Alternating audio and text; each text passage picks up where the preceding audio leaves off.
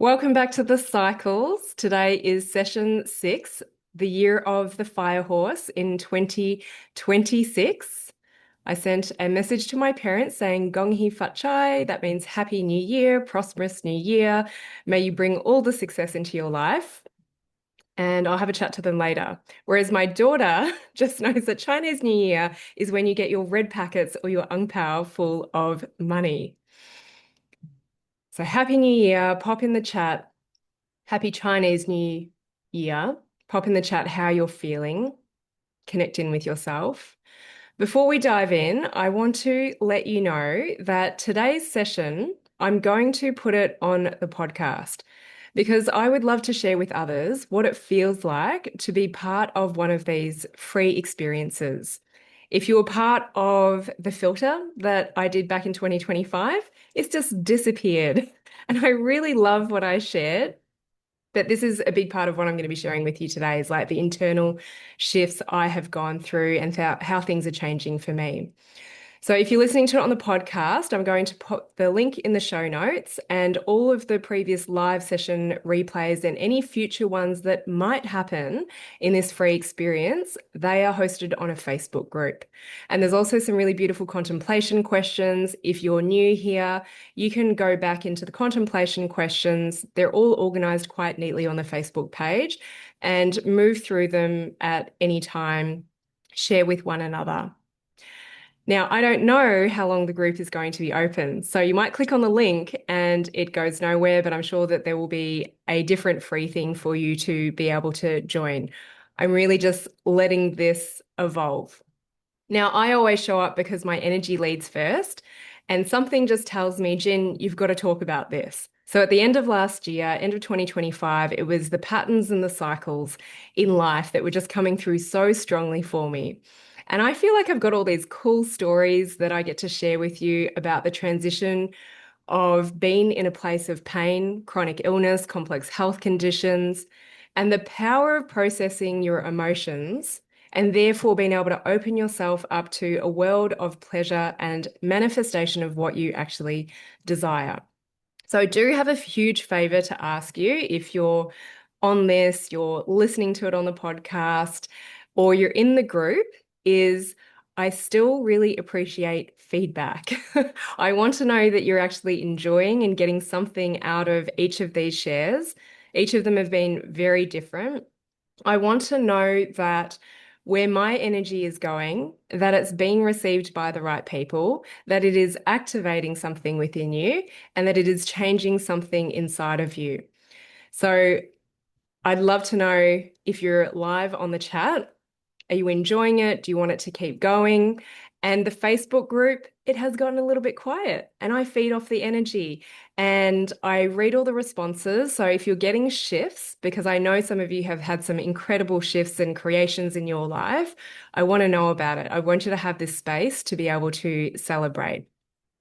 So this group might stay open, it might not, it might evolve. I have lots of different ideas for it. Okay, so today is sharing about the fire horse energy. And I'm also going to be very transparent in line with this, some realizations that I've had in my business and some changes that I'm looking to implement. And something that I'm committing to is reigniting my podcast, showing up on that more regularly. There's some of you who've said, I just binged the whole thing. And I feel like I only did a very small handful of episodes last year. And that's why I want to put this session onto the podcast to share with people what are the conversations that we're having. So I'm going to show up more regularly solo, and also I'm going to bring some of my amazing clients on. If you go back to session 4 in the cycles, I had 4 people share their health and their life transformations, working with loss and grief and feeling more open in their heart. And then there was a couple of people that I've worked with that had attracted crazy work opportunities and therefore receiving massive amounts of money into their life. So the transformation is very different, and it all started with people facing their pain in their life. And it really did start with some sort of physical issue and they process their emotions, and this is what they open themselves up to. And it's very difficult for me to describe, but if you go to session 4, you'll be able to feel into the energy of these people. And then something else that I'm committing to is showing up live in general. You guys know that whenever I start these experiences or I've had a bit of a gap between sessions, I feel a little bit nervous. And I know the more I do, the easier it gets. Many of you want to know how to step into confidence. It is repetition. It has been okay that sometimes it's going to fall flat. Repetition builds confidence. All right, so year of the fire horse. Thanks for getting engaged in the chat. Really love seeing how you're all feeling. Okay, the year of the fire horse. What does it mean? We all have access to the interwebs and we've probably Googled it. So I've come up with 3 that really resonate with me. And it's freedom, movement, momentum. So freedom, movement, momentum. That is what the fire horse energy means. That's the meaning that people are putting onto it. There's a few others that I'm going to offer here is courage, action, and speed. I feel like they're still in alignment with freedom, movement, momentum, but maybe you resonate more with courage, action, and speed. Now, I am not doing an activation into the year of the fire horse for you because I actually wonder, the question in my mind is, are people actually ready to be activated into an energy? So I want to bring you back. Every single one of these sessions is about bringing you back to a foundation, the foundation of my work, which is about the power of processing your emotions. And that means to process your emotions, you actually process experiences in your life where these emotions first arose, but they weren't given the space, the time, or the know-how to be expressed. Maybe it didn't feel safe. And by processing your emotions, you get to feel the experience, you get to feel the emotions, you get to feel the sensations. And what's really important is that you start to feel safe in your emotions, the whole range of them, the ones that people label as negative but are actually just normal, but also the celebratory and the success energy of emotions, feelings, and sensations. So I want to know, I want you to respond in the chat for me, and I'm going to read some of these out, is when someone talks about this year of the fire horse, Chinese New Year, I want to know, how do you actually feel about it? How do you feel about fire horse energy? How do you feel about the words freedom, movement, momentum, or courage, action, and speed? What does it actually bring up for you? So take a moment and just tune in. When I say those words, as you hear about fire horse energy, freedom, movement, and momentum, I want you to contemplate, what feelings does this actually bring up in you? Maybe there's an emotional state. Maybe there's just a sensation. Do you feel excited about it? Because some people have said they're excited about it, which is really cool. Or do you feel anxious about it? Because keep on putting it in the chat. I'm going to read some of these out. When I was thinking about the fire horse energy coming in, the turn of the Chinese Lunar New Year, I actually asked myself, okay, if this is the energy that's going to be out there of freedom, movement, and momentum, I asked myself, oh my gosh, okay, have I actually gotten myself to a place? Have I done the work? Have I actually got capacity to be able to embrace this energy that's all around me? Especially when I don't really know what freedom, movement, and momentum is actually going to look like in my life. Am I ready to step into the unknown? So, to be honest, I actually felt a little bit anxious about it. Even with all the work I've done, even with all the crazy manifestation stories, I'm like, shit, am I actually ready for this? Okay, I'm going to expand on this. Let me see what has come up. Yay, some of you are joining for the first time. So, yeah, just stay with me here. Okay, a very exciting year ahead. Feeling excited. feeling ready. So I think this came in before I actually asked the question. All right, so excited for the world to become a gentler and kinder place. It feels good, and I wonder if I have space to hold this energy, then feel not enough. That's exactly what was going through my mind. Excitement, ready for change and growth. Excitement and anxious. Cool. Feels timely after shedding of the snake and letting go to now bring in an energy of showing up, being prepared to move and trusting the process. Vulnerability presents. Beautiful. Fascination and fear all at once. Sometimes I feel pressure that I have to be and do all the things, but I know these things can be happening in a present, slow, and meaningful way. Yeah, this is a little more of what I'm going to be sharing today. Actually, fearful. Yeah, so that's okay.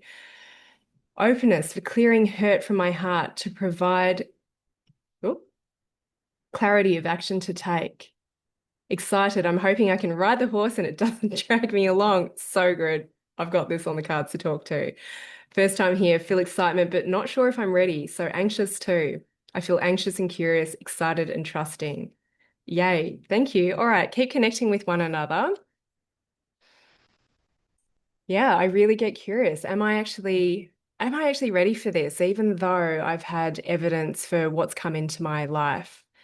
And so the theme of the cycles, especially if you're new here, is I have anchored into different timings of the year, different days of the year. So it first started off with the end of 2025, honoring what's ready to complete. And then the start of 2026 was the next session, which was about opening a path to new beginnings. And last year was a 9 year, which was all about wisdom, integration, and completion. And I shared my stories of how that showed up as the year completed. And then coming into this year, it's a 1 year, which is new beginnings, transformation. And I asked you guys to just be really curious. What could this look like for you? Because very rarely it's what you actually think it's going to be in the here and now. And then last Chinese Lunar Year was the year of the snake. And now we've got the year of the horse. So the year of the snake was about shedding layers, stepping into your new identity. And I want you to ask yourself, if we're stepping into the year of the horse, if we reflect back, because I love embracing the past, is were you actually ready for the year of the snake? Did you just kind of go, right, year of the snake, do your thing, help me shed my layers and help me step into my identity? Or do you look back and go, I don't know if I really shed the layers? So why I'm talking about this is, yes, I have utilized these dates, these timings. A lot of them I didn't realize I was going to anchor into for the cycles. But I hear people talk about, oh, it's a new moon, it's a full moon, there's Lionsgate portal. There are so many dates and special days that we can anchor into.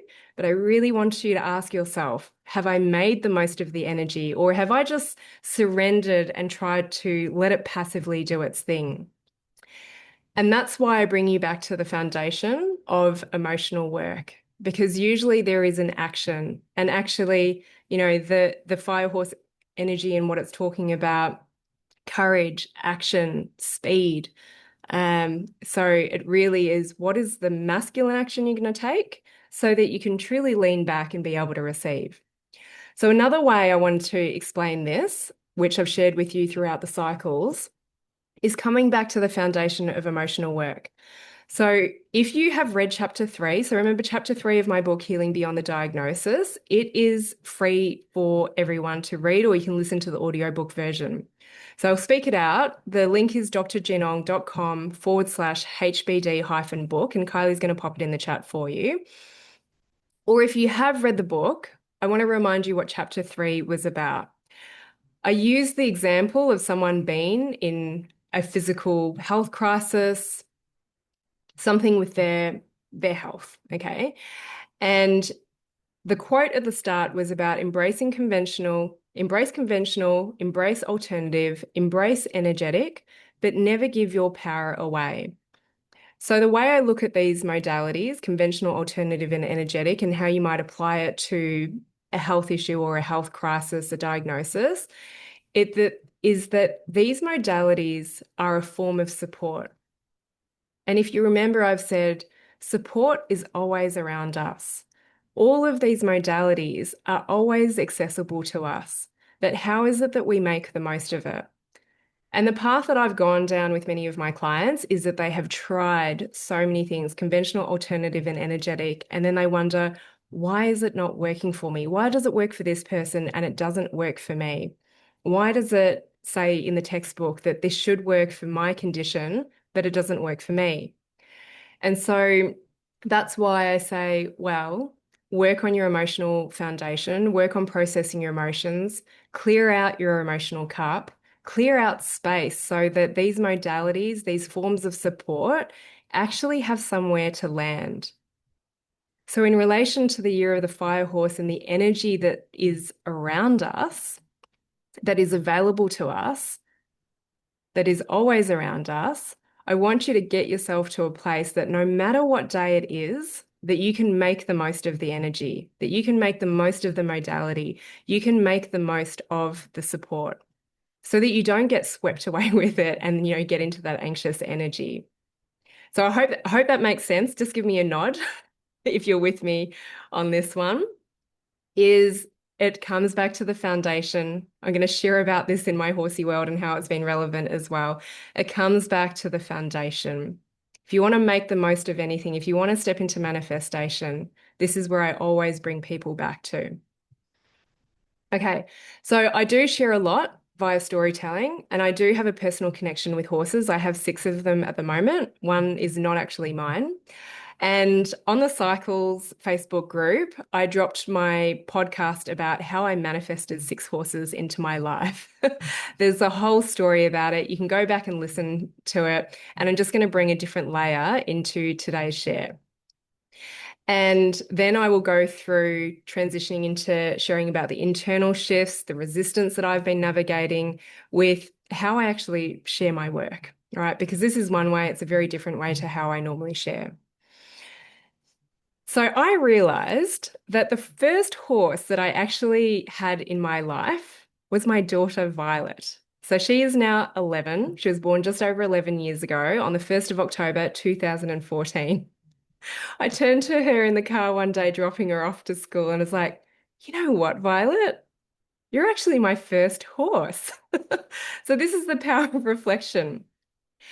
And horses have definitely brought freedom, movement and momentum in my life because the years following when I brought this little human horse into my life very intentionally, the years following just expanded and they moved so freaking fast. And I shared with my group and I went to visit my friend. So my bestie who had her baby a few weeks ago, some of you know about that from the previous sessions. I was sitting with her and I shared with my groups. I said, I'm a little bit jealous and envious of the place that you're in at the moment with this little baby because everything is just going so well for her. She is so present. She has this amazing business, and my gosh, she's done the work so that she could really step back and be present for when this baby arrived. Everything's just going so well. And I said to her, I feel a little bit jealous and envious of the place that you're in right now, because I remember that when I very consciously brought Violet into the world, that I said I wanted to have 12 months off. I just wanted the space to be present with her and be curious as to how she was going to grow. So I was very much an attachment parent, breastfeeding, baby wearing, co-sleeping, just staring at this baby the whole time. Like I look at my friend's baby, it's like she's just so cute and kiss her all the time. So it was a space for me to slow down. And it was in that space that I realized I still hadn't honored the message that my body was giving me through my health crisis.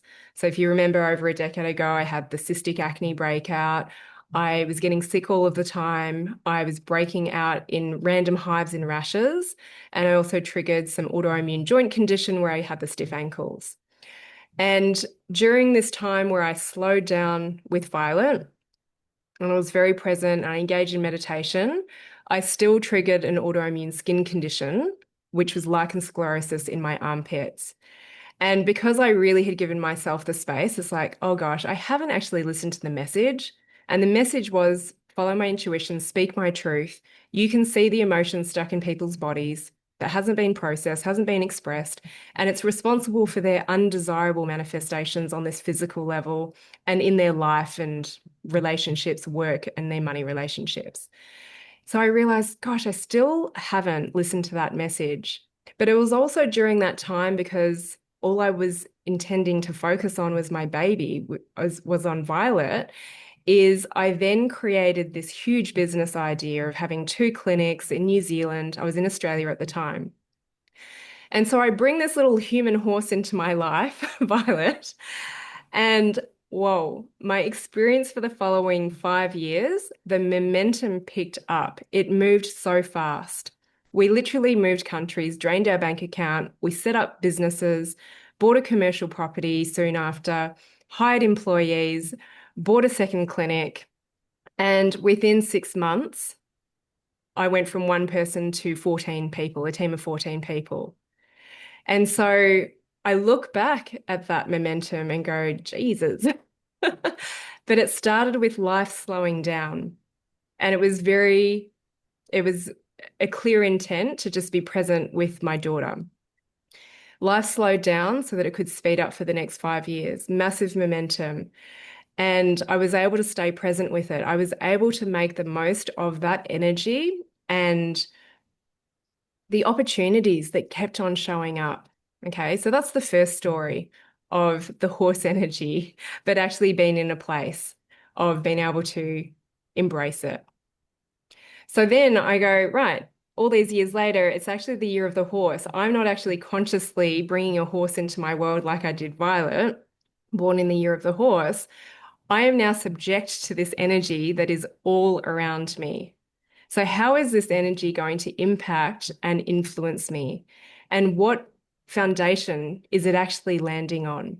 So, do I have a clear space? Is it reminding me, Jen, you've got more work to do so that you can really make the most of it? Because the thing is, every 12 years, the horse energy comes back, right?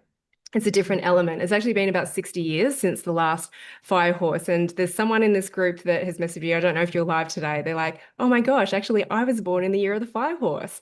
So we have all of these cycles, we have these days, months, years to constantly call ourselves forwards, to do the work, build a foundation, to make the most of any energy that is present. Okay. So then I shift another handful of years forwards into 2020, and I've spoken about this in different forms throughout the cycles, is that I feel like this energy was very similar to the pandemic, but this time it wasn't a conscious choice. So I often say that if you don't make decisions for yourself, decisions are going to be made for you. And so I had this thriving business. 2020 was going to be the year that we were just going to get all of the cream on top. And then all of a sudden, what I think is really unique about the pandemic is that a lot of people experience this around the world. Not everyone, but a lot, is that everything almost slowed down to a halt. Life as we knew it changed. And I really am an advocate for the emotional work because I believe what it helps us do is to be able to flex and adapt to a situation. So all of a sudden, I had this space, a little bit like when I had Violet, I had space in a different way to what I knew it. But this time I didn't choose it. I had to surrender to it. And yes, there was a lot of challenge to deal with, but I was no longer going into the clinic and seeing clients like I once did. And that's when I chose to create the movement. I chose to take the action and I went online. And then the next 5 years was absolutely crazy. I talked about the art of listening to your body growing like a beast. It was just exponential. And I say it was a beautiful beast. But again, what is the theme?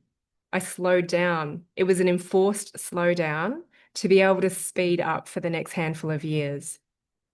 And then I look back at 2025 and things were not quite as expected in my business at the start of the year.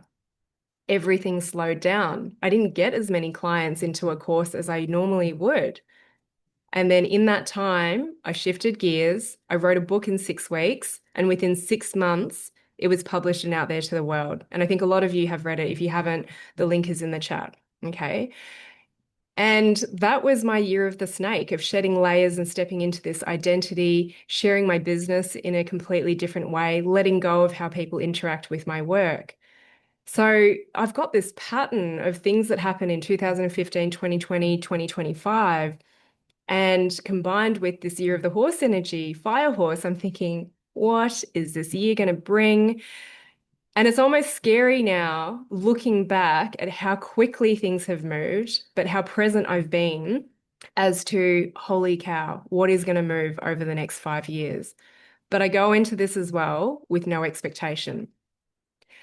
So why did I want to actually bring my personal horse journey into this is I invest a lot of time and money into learning with my horses. I've spoken in the past about how I chose horses purely out of the desire.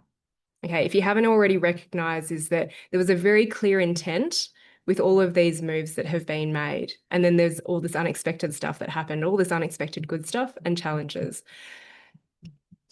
I spoke about buying my first horse, meeting my bestie, being able to go on all these incredible trips in New Zealand and then traveling with a bunch of horsey people overseas, which is something that I did last year. So I invest my time and money into learning with horses. And so I've been part of a number of horsemanship clinics, retreats over the years. And I've realized if you've been in a group with me before, in a paid group with me, I often share that you're actually on a parallel journey with me. So I invest my time and money into horses, and the people that invest to work with me on the human and emotional level, I see that we're actually walking a parallel journey.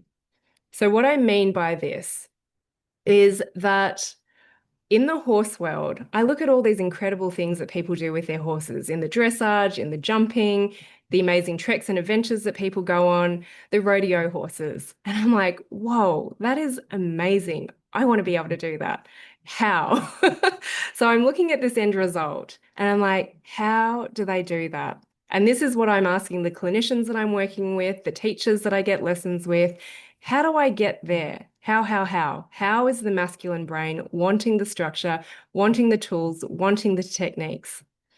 And so, how this relates to the human and emotional world is I share all these incredible manifestation stories of my life. I shared about manifesting 6 horses in a house in that podcast. I share incredible stories from clients of what they've manifested health wise, in their relationships, in their business, in their money life. I share these manifestations and I see you guys go, how? How do I get that? So you're asking the same questions I am, but I'm just asking it in the horse world and you're asking it in the human and emotional world. I feel like in the human and emotional world, I have no issues flexing, adapting, and following my intuition. But when it comes to the horses, I watch, I do the same thing, and I'm like, now what? I don't know what to do next. And so that's why I call on support. So how? How do you do it? In the horse world for me, I'm constantly being told, Jin, just get back to the basics. Do this in different environments. Do it on different horses, and then you can do anything if you just get these basics. And then when it comes to the human world, I'm like, I'm telling my clients the same things. Get back to the basic structure. Know when and how to use these tools that you're learning. Process your emotions, experience the feeling, and then you can do anything. You can manifest anything. I'm running release at the moment, and there's a few people that have been with me every round for the last 5 years. And then there's a few people that have been with me just more recently. And what I've noticed this time, it always offers a new pattern, a new cycle, a new realization, is I've realized I ask people to share their history, and there's some going, I don't feel like it's really relevant to share my history. Like, I don't have anything I want to work on anymore. Whereas back in the day, it was like, oh my gosh, how am I going to get through these 14 pages and this list of 100 releases? And it's so cool for them to share with me. Actually, I love my past. I've received the messages. I really understand why this has happened for me. And so now the only things that they need to apply the release process and process their emotions around is the new stuff that's coming up, the challenges, the fears, the questions as they step into a life in alignment. So we still use the same tools, but in different realms. One is in pain and one is in pleasure, because now I don't want them and they don't want to store new emotions from new experiences that are going to keep them stuck. So they're clearing it rather than dealing with it decades later. Okay, so I ask everyone to come back to the power of processing your emotions. Slow down so that you can speed up. Because I know that if you do this work, there is going to be momentum, there is going to be speed to hold, and I want you to be able to stay in it. Okay, just recognize yourself if you have recognized yourself if when things start to speed up, whether or not you can handle it. And again, this is where I've seen the emotional work is just such a powerful foundation. So, another comparison or another story for you is that I notice that great things happen when I spend time with my horses. I have ideas land. So that I don't go off on massive tangents, I shared in one of the sessions that I went out riding with my friends, not even on my horses. And it was a trip that I was like, oh, I really should be sitting down and doing work. And I was like, no, this is an opportunity. Let's go and do it. And when I came home, I had this idea for this Bali retreat. And I'm running that Bali retreat in May 2026. And it was just so strong. The energy spoke to me, and I just put it out there. So I noticed that great things happen when I spend time with my horses, which is why I love investing time and money into them. But what's really important that I've got to catch myself with is that I don't go in with the expectations that a brilliant business idea is going to land. Okay, so my business really is the creative place. And that's the thing. When it comes to the human and the emotional world, I don't want you to come in and process your emotions with the expectation that you're going to get pain relief or healing, or that you're going to attract your ideal partner, that you're going to get this job opportunity, or you're going to make money. It's something that just happens when you focus on what your intention is. And I spoke to everyone about this on release. You might not have remembered if you're on release, is come in with an intention, but let go of expectation. So I just had an intention to have a baby and be very present with her. And then I had 5 incredible years of ideas that came to fruition. I just went in with the intention when a decision was made for me in 2020 to slow down and create space that I was going to share a message. And it was via the podcast and it was via social media. So this is a foundation I'm bringing myself back to at the moment with how my business is internally shifting for me. You probably won't notice much on your end. And then I had the most incredible 5 years following. And then last year, I know the seeds that I've planted with my business again made a decision for me. I slowed down. I created this book. I also created another offer, which again, I haven't spoken about a lot. So I'm going to speak about it today. I created the Gateway experience. And now I'm like, what is the next 5 years going to be? Okay. So that's what I want you to come back to is like my work and the core premise around it is process your emotions and just start there. Just notice what pain or challenge you've got in your life and just create an intention around that. Work with that and then just let the things magically open as you create space. So again, yeah, Vanessa, you're one of them. Reflecting that last year I shared being a landlord, I shared being just a food safety expert, your identity, and set myself up for this year to be free of an office, to be free to move as I want and at any speed that happens. Amazing. And you know what? You did that work in the year of the snake so that you can just really move forwards. And in a couple of months, you're about to be free of that work, right? So you can step into this new identity. And I'm just so curious. So yeah, Vanessa was someone who came in and she's like, I don't know if it's really relevant to share my history. And if you've been on any of the groups with Vanessa, it's like, whoa, the stuff she's moved through. She's on my podcast as well. It's called Being Curious with Vanessa. And she came and worked with my horses as well. So coming back to what I shared earlier is capacity. Do you actually have the capacity to embrace this fire horse energy? Freedom, movement, momentum. What are the other things? It was courage, action, speed. So how do you feel about these words now? How do you feel about this energy? Because I want you, regardless of what day it is, that you can decide to change. but you do have to lead. You've got to move. You've got to be able to take the action. You've got to be able to create the change for yourself. So, do you have the capacity? Let me know in the chat. Do you feel like you've got capacity to actually receive this fire horse energy now that I've given you this context around it? Because I would love more people to be ready to be activated into what is available, what is surrounding us. And then there's this reality of what is the foundation. Okay. And how can you stay present? Maybe these are going to be the reflection questions that I post on the replay. Do you have capacity to embrace and receive this fire horse energy? Pop it in the chat. And how can you stay present and not get swept away? That's what someone said earlier. And this is a thing that I notice in business as well, is sometimes it's so easy to get swept away in other people's strategies, thinking that you've got to do things that way. Okay. How can you stay present and not get swept away and really look back at this past that you're creating for yourself now in the present? And ask yourself, do I need to come back to some simple foundations so that I can slow down to speed up?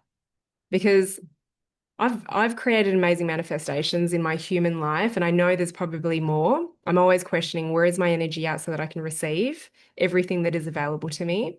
And in the horsey world, I have all these dreams with my horses to break in my foals next year. And I know that I've got to show up. I know that I've literally got to get on. I've got to be afraid. I've got to not be afraid to come off. Like that might happen. Get support. And I have to show up for it. Okay, so I have all these dreams, but I've got to come back to the basics of the foundations and not rush through the steps to really know in any experience that I can call on these tools, I can call on these foundations. Because that's the thing is, when we get stressed, do we actually have the ability to call on that? Okay, so I feel like I'm able to receive a good bit. Excellent. I have doubt that I have the capacity. And so, you know what, even though this energy is around us, because we're surrounded by all sorts of energy at any time of the year, it's asking yourself, can I actually do the emotional work? You know, if Jin keeps on harping on about this, can I create the space and capacity through the emotional work? I feel like I very consciously gave myself capacity without even knowing it. It was the perfect year to do it. Perfect alignment. Amazing. I also know that I will be continuing to do the emotional work. Today I got the treadmill to run my mile because there was emotional stagnant energy that I had been feeling the last 2 days that actually was a repeat from December. Yeah. And, you know, I talked about getting the fitness app, and I also have to get back on board with that. I feel like I'm going from being in the masculine energy into the feminine energy, and I feel like I'm slowing down at another level. Beautiful. A book is coming up for me to write. Amazing. I feel like my capacity has expanded to another level amongst everything that is going on. Incredible. Okay, so tell me what's been most valuable about this first part of the share, and then I'm going to take you in behind the scenes with what I've been going through with my business shifts, which I really feel like is the snake energy of shedding the layers. I do constantly ask this, like, how many freaking layers does this have?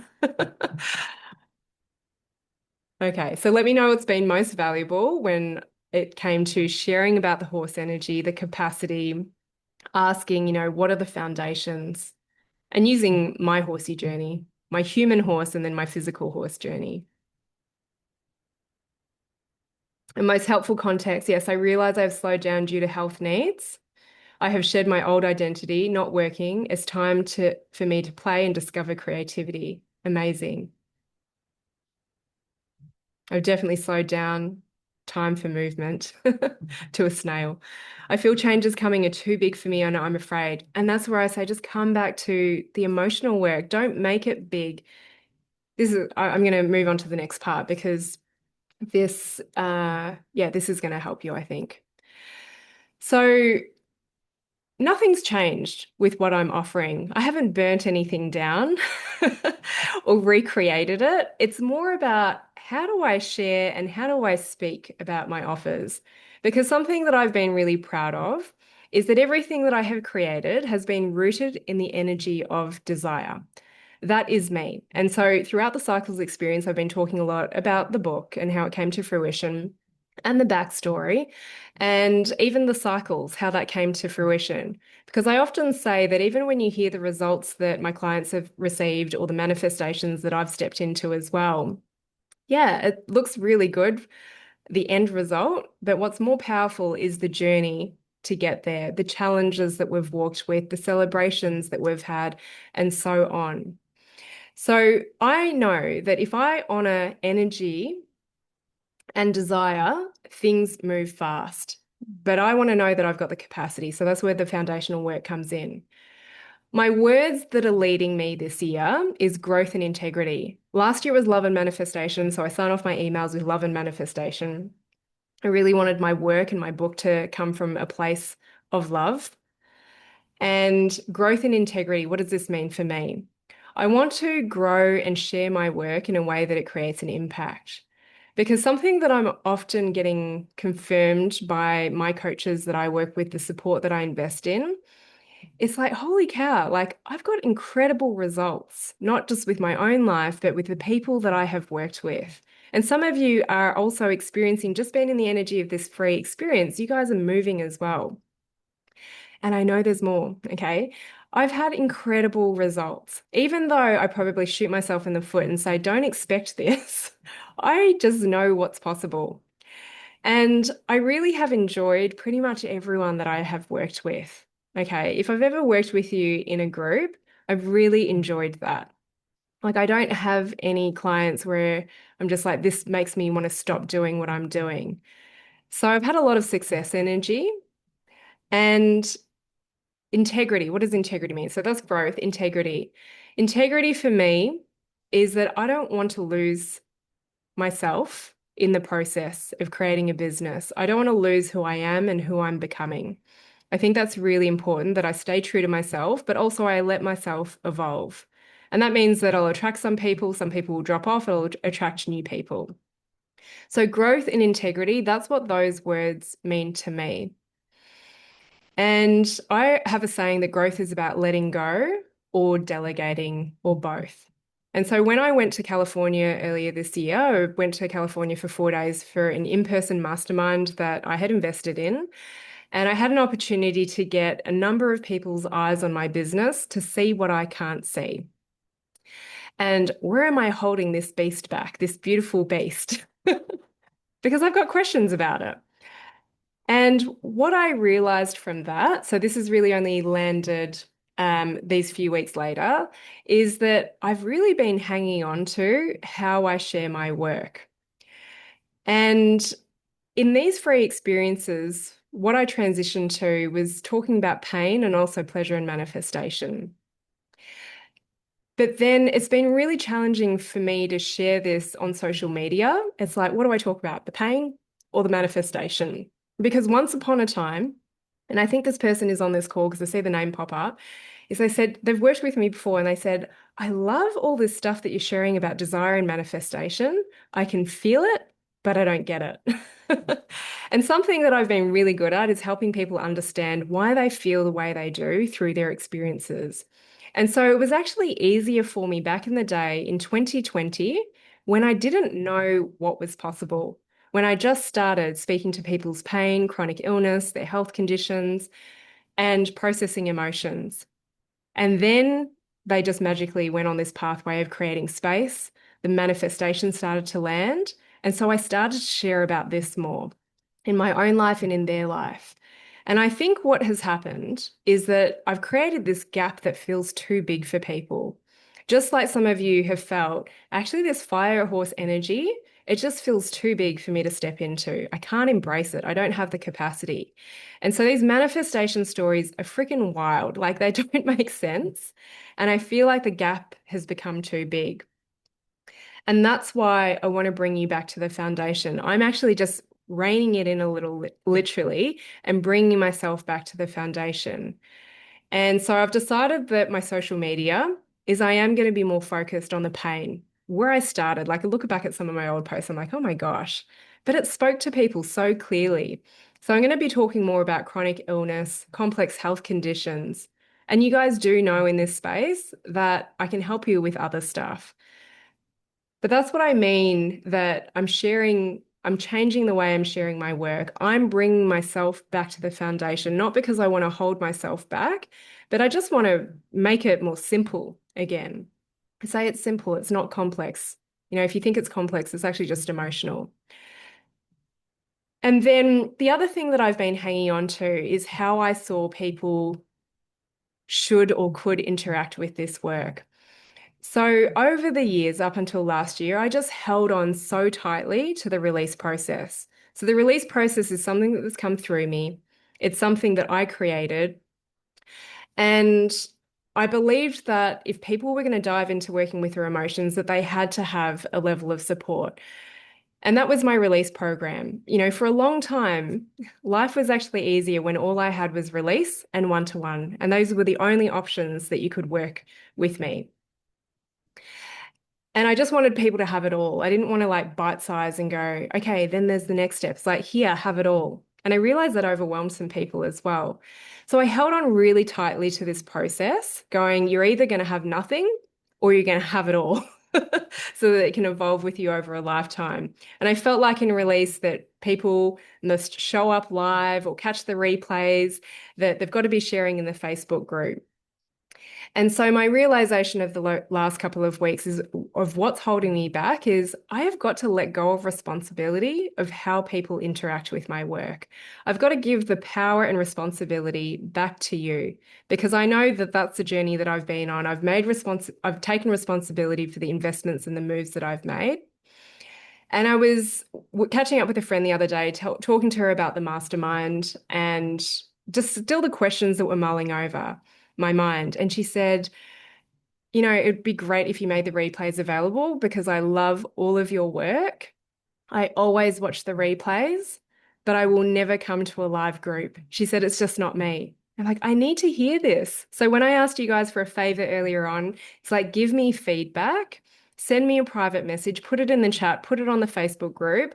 I want to know that what I'm sharing is being received because when she told me that, it's like, right, I need to create and know there's people like you that still want to consume, but maybe not in the way that I was saying that you had to do it, right? So I've got to let go of the responsibility of how people interact with my work. And last year was when I started to let go of the release process that I've held so tightly and closed unless you came into release or one-to-one. And it felt so scary. If some of you have been on the book journey with me, I put the basic form of the release process where you can process on a person that triggers you in your life. I put that into the book. And it was so scary putting that out to the world and not knowing how people were going to take it. You know, was there going to be criticism? Was there going to be judgment? I had the fear, but I did it anyway. Okay, the book was a huge part of the snake year. And I also put another offer out there called the Gateway Experience. But some of you haven't heard about it because I don't talk about it. And it's because for the last year, so the book came out 6 or 7 months ago, but the Gateway Experience came out this time last year. But the reason I didn't share about it is because I was worried that if people would truly get it, I was scared as to how they were going to navigate this release process, the basic form of it, without support. And there's been about 60 people in the Gateway Experience, and the feedback I have received has been great. I haven't received any negative feedback, or people haven't given me any negative feedback. Same with the book. Okay. So I love the feedback, especially when it feels like this new step for me, is the feedback I've been getting from the book and the Gateway Experience is that people have been able to get amazing results. So it showed me that they don't need everything, but of course there's more. And it felt really good because over the years, people were a little bit critical about, you know, why is your stuff so expensive? I just realized that no matter how much you charge, there's always going to be someone that says it's expensive, that's unaffordable, okay? That's just something that I think we've got to deal with. But I never created the book or the Gateway Experience because of what they said. I created it because my energy was finally there. I felt in alignment to actually create something like that that was lower cost, that was more accessible, which I saw was more affordable. And then I was asking myself, gosh, why do I create these amazing things like the book and the Gateway experience, but I don't share them because it's the stepping stone into my work. Even if you don't apply it, just, coming to things like this, there's something that shifts in your energy. So over the weekend, I spent the whole weekend revamping the page that is the Gateway experience. If you've seen it, it's completely different, but actually nothing has changed in terms of what you're receiving. So the shifts that I'm going through in my business is not the offers. The offers haven't changed. The entry points haven't changed, but it's the way that I'm sharing about it and speaking about it. Okay, so I want to share and I want to give some love to this offer that I've actually put quite a bit of energy into over the years, and particularly this last year and the last weekend. But it's taken me a year to realize actually this is really valuable. Okay, so that's the little thread of going from the year of the snake into the year of the fire horse energy for me, and the realizations of where I'm just holding myself back. So today I'm actually taking action. And hoping the fire horse energy supports me and actually sharing, how is it that you can enter my world? Now, with the book and the Gateway experience, I'm just like, I'm lost. It's like, where can I share it? So actually, I was going to come onto this call today and I was just going to share the fire horse energy with you. But then scheduling this call in, I was like, well, why don't I just tell them about the Gateway experience? Because I keep on saying that your foundation is your emotions. Now, a little thing that landed for me this morning, I love it when I have these moments, is why does the world, or what I see on social media, why do so many people focus on nervous system regulation and all of these tools, when actually what we need to be talking about is working with our emotions? Because what dysregulates the nervous system? An emotional experience, emotions that weren't discharged or expressed or processed in the moment. So I've always been confident in my work, but I probably haven't been confident in the way that I share it in terms of it really just comes back to processing your emotions. That's actually how you build capacity. That's how you actually create transformation. And again, like the big thing that I've realized with what I've shared with you today is people came in initially with their pain, the chronic illness, the complex health conditions. They realize they've tried everything else. They've tried the nervous system regulation. They have tried the all the modalities, conventional, alternative, energetic, even some of the emotional stuff. But most people are too scared to just really get into what it is like to experience emotional processing. We're just too in our head. People are very intelligent. This is a post that I want to put up on social media. Is, people are very intelligent when it comes to the world of emotions, the nervous system, and so on. But you'll probably find in my world, I don't use those words because it's just like labeling a diagnosis or a condition is what's behind it. What is your journey? What is your experience of it? Your unique experience for us to work through. Okay. So what's been most valuable with this share, me being transparent about the business changes, the experiences that I've been through, the shedding, the letting go, and this coming back to basics. Makes sense in my mind. I hope that you can see the common thread. Come back to basics, come back to foundations, slow down to actually speed up. Okay, so tell me what's been valuable from this. And then I do want to just do a little screen share. It's a short one on the Gateway experience. Probably need to work on it a little bit more. But what's been most valuable, or have you found it valuable, me sharing my personal experience with what's going on in the background? What else has been happening in here? I'll go back a little bit.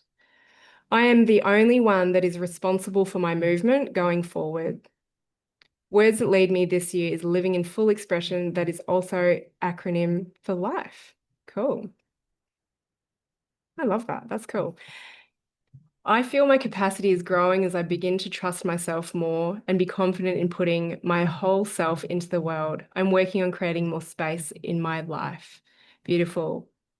And I've just seen you put yourself out there over and over and over again. My release work surrounds my parents, specifically my mum. I am still triggered by how my mum shows up at times, as opposed to seeing it as separate from me and her stuff and not mine. And a lot of the time when I'm talking to people, I'm like, all right, there's a story there. I can just see the releases. Let's just release. Let's just get in touch with the emotions from this experience because all of these previous patterns, even if you can't remember them, they're showing up in your life still. Okay. All right. I didn't really get the gateway. It didn't really work for me. Okay. So you can ask questions if you want about it. And that's the thing. That's where I am opening myself up to letting go of taking responsibility of how people choose to interact with this and knowing that some people still like you might not get my work, but I'd love to discuss it. Okay. Processing. So what's valuable? Processing emotions grows capacity. Slowing down to speed up. I love hearing about your personal experiences. It humanizes me. Amazing. Great. Thank you. Yeah. So, what speaks to me is dialing it all back to simple, slowing down, creating space, and allowing creativity to flow. Yeah. And there's a structure to that as well. Yes, it's been valuable. I've realized that I know a lot, but don't do a lot. I get overwhelmed easily. Courage and action needed. Cool. So you're resonating more with the courage, the action, and the speed. The ones that resonate with me for the meaning of the fire horse energy is freedom, movement, and momentum. And so, yeah, this has been the interesting thing for me. If I still just talk a little bit about the business stuff and the feedback that I've received is, um, I guess I'm opening myself up as well to potentially more people not getting the results, but honoring that this is a step in their pathway. Um, I talk a lot about being ready for my work, but never actually truly feeling ready. Just, this nervous excitement, having the intention. And I would always question, if you come into something and you're disappointed with it, I usually say that's because you have an expectation. Whereas I always say, come in with an intention. All right. Yep, no worries. You enjoy the lives, not the replays, but I like that you have all avenues available for the different ways people get to your work. Yeah. I'm going to leave it here now and catch up on the recording. No worries. And curious to know why you think some people get results and others don't. Back to basics, so helpful. Listen to the body and apply the skills, tools that I have. Need to do and express it, not think about it. A timely and valued reminder. Yeah. So for me, why do some people get results and some don't? Is that sometimes we're just applying our own evidence and our own knowledge on it. And that is where I would say, if you've tried my stuff like in the book, or I'm about to share the gateway experience with you, is that it's the support element that might be missing for you. But some people do get really great results doing self-paced work. I will still always get curious. I still always feel like there's an extra layer to it. But why is it that I go like all in? And I think that's just my personality. So it's a support element for me, the willingness to be vulnerable to share, like, this isn't working for me. Why isn't it working for me?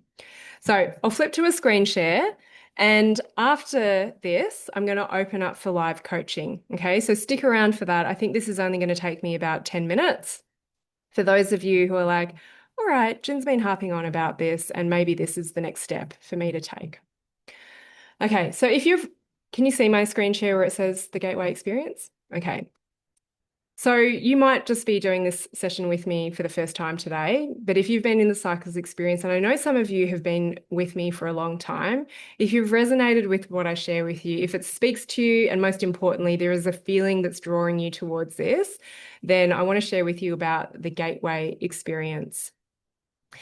And I feel like this is a powerful step into emotional mastery without the overwhelm. So, the emotional mastery for me is about processing your emotions. And I get it that some of the stuff that I've put out there for people, particularly release, it feels too big for you to step into. So, I want to make it more accessible. I spoke earlier about the nervous system versus emotional processing. I find that so many people are so intelligent about the nervous system. I swear some of you know more about it than I do, even though like I've studied physiology and biochemistry and I was an osteopath for many, many, many years. Okay. Almost 2 decades as an osteopath. But you know what? very rarely would you actually apply that into being a clinical practitioner. So just be wary if you're very knowledgeable, but you're not actually integrating. Because as I said, what dysregulates the nervous system? It's an experience and the emotions tied to it that dysregulates. So why are we learning about the nervous system and managing that with tools and techniques versus processing our emotions? So the Gateway experience, it's structured and it's self-paced. It contains a masterclass series and also the release flow teachings. And I'm just going to come back to the basics of what calls people into my work. It's people with chronic illness, complex health conditions, and for those of you who have been in the cycles, patterns and cycles that you know that might hurt you, that are here to be broken so that you can create patterns and cycles that you look back and love, because that is the nature of life. We are always going to go through cycles. And so for a long time, release was the only thing that was available. And it does come at a higher investment. It is a little bit more of a commitment, but it is the place where you can actually receive more support from me. And some of you who are in that round, you're here today. So I love that you're still listening to this stuff. And then last year, the Gateway experience was created because I started letting go of how people interact with my work, letting go of offering the support and letting people engage and experience it for themselves. And I've received some incredible feedback. But yeah, even today, like some people are saying, I didn't really get it. Okay. So what's the masterclass series? There's 7 powerful masterclasses in here. So they're in this little picture. There's just a few here.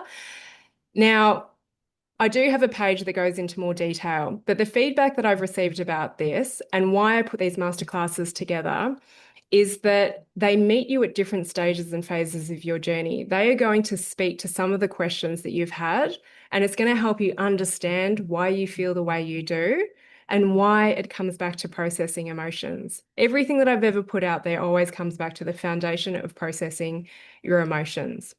Okay, so these are like more storytelling, a little bit like today, but more focused on different topics, like the 2 phases of discomfort that you'll move through, the gaps in the pain, the gaps in between the pain, and how you navigate that, expanding your capacity, reclaiming your power, and then there's a few others in here as well. Okay. And this is where I started letting go of the process and not holding it so tightly and making it so exclusive. So the release flow teachings are an extraction from the release course, which was the only way, one-to-one, or the release course, which is the only way that you originally could get access to this. Okay, so I'll show you what these release flow teachings are. The first one is a flow teaching on teaching you about processing your emotions. And I just want to emphasize it is the basic release process so that you can start releasing triggers from people. So if you have people that trigger you in your life, then you'll be able to start using this process. Now, there are some people who have been asking, is this just the same as what's in your book? It is, but it's just taught in a different way because I've really learned that people just digest the information differently. And that's what the book taught me. Writing it is so different. It was quite challenging for me versus just speaking it out. So some people just nail this process straight away, and they've been emailing me the results and the shifts that they've been getting, which has helped me realize I need to share this more. But I am letting go that some of you may not get the results, and I do know that there is another layer that I can offer you, but you've got to feel ready for that. So it is a basic process because there are many variations, and you'll be able to start releasing when there's triggers from people. The fact that it's self-paced means that you're never going to push your nervous system into levels beyond what feels safe. The second module that's extracted out, sorry, this actually says the wrong thing, it's the chakra flow teaching, is that sometimes you don't know what to actually process on. So earlier I said it's not about processing on sadness, anger, like the emotional state. You've got to find the experience where that emotion first came up, and then you process the experience. And then you process the emotions as a result of processing on the experience. So all of these take you through the structure. It's all there. Honestly, everyone who does work with me with a high level of support, they're like, it's all there, but my human was just getting in the way. And then the third one, sorry, these images should be swapped over, is about understanding how you respond. So that's the dosha flow teaching. This is about understanding your constitution so that you know how you're going to interact and how you're going to respond to emotional work. So it was a big step for me, but I extracted these. Release has got like 100 lessons in it, but these are the three main ones that have been taken out that give you an overview of where we go deeper. And it is something that you're able to apply straight away if your body feels ready for it, okay? So you get the masterclasses, you get the release flow teachings. There's also scream therapy in there. Now, that's the question that I'll ask you. If you are in the gateway experience, and you're wondering, okay, why am I not getting this? I want to ask you, have you actually started applying it? Okay, so have you started screaming? Have you tried screaming every day for 3 weeks? Because the great thing with scream therapy, it might seem just so simple, but you don't need to analyze. You don't even need to know what emotion, what event is going on. It is just a great way to discharge, and it only takes about 3 to 10 seconds. And I just want you to do it once a day. Okay. As long as you feel comfortable, there's a whole training on it that just goes for 30 minutes, and you could start that today.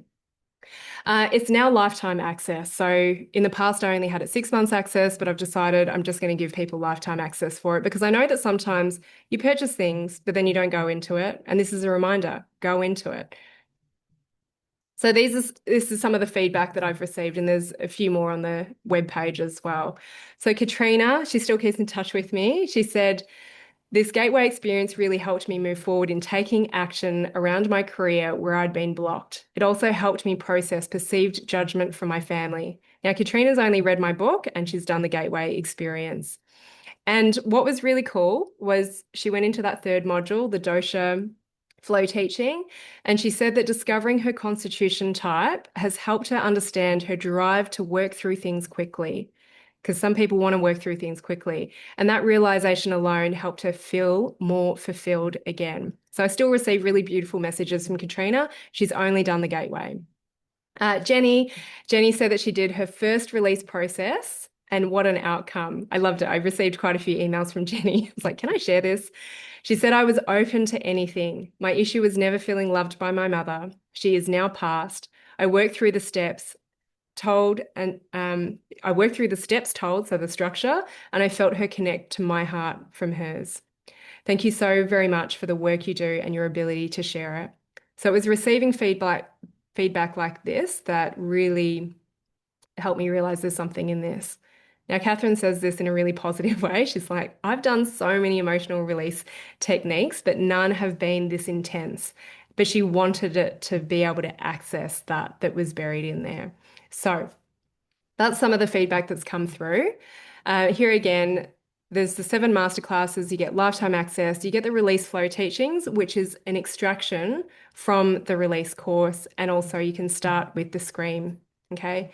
So I used to sell these individually, and it's valued at just under 3,000 USD, but you can access it for 222 USD, and you have lifetime access, okay? So I do charge everything in US dollars. That's something that I'm just going back to, just keeping things really simple. And what I want you to know is that you can use half of this as a credit towards release. Because when I first started, it was just release or one-to-one. That's where a lot of the transformations have happened. People are getting transformations in the gateway as well. But I know historically the feedback I've gotten is this is too much. There's too big a commitment. I'm not ready. And so when the timing felt right, I created the gateway experience. I created the book as more accessible forms for you to just tune up and say, okay, am I ready for this next step? Is my curiosity piqued enough? Can I go into this with intention rather than expectation? So you invest 222 US dollars, and whenever you feel ready to join release, you can just email us, support at theartoflisteningtobody.com, contact me in some shape, way, or form, and you can use 111 US dollars as a credit towards release. Okay, so the link is down here at the bottom. You can take a screenshot if you want. It's theartoflisteningtobody.com/gateway. I'll put it in show notes if people are listening to the podcast. and Kylie is going to pop it in the chat. Okay, so that's all I wanted to share about the gateway. And of course, open up to any questions that you might have about it. You can join this one anytime. Now, I am making changes to release over the coming weeks, but at the moment, this is a great stepping stone, especially if you are ready to get going now.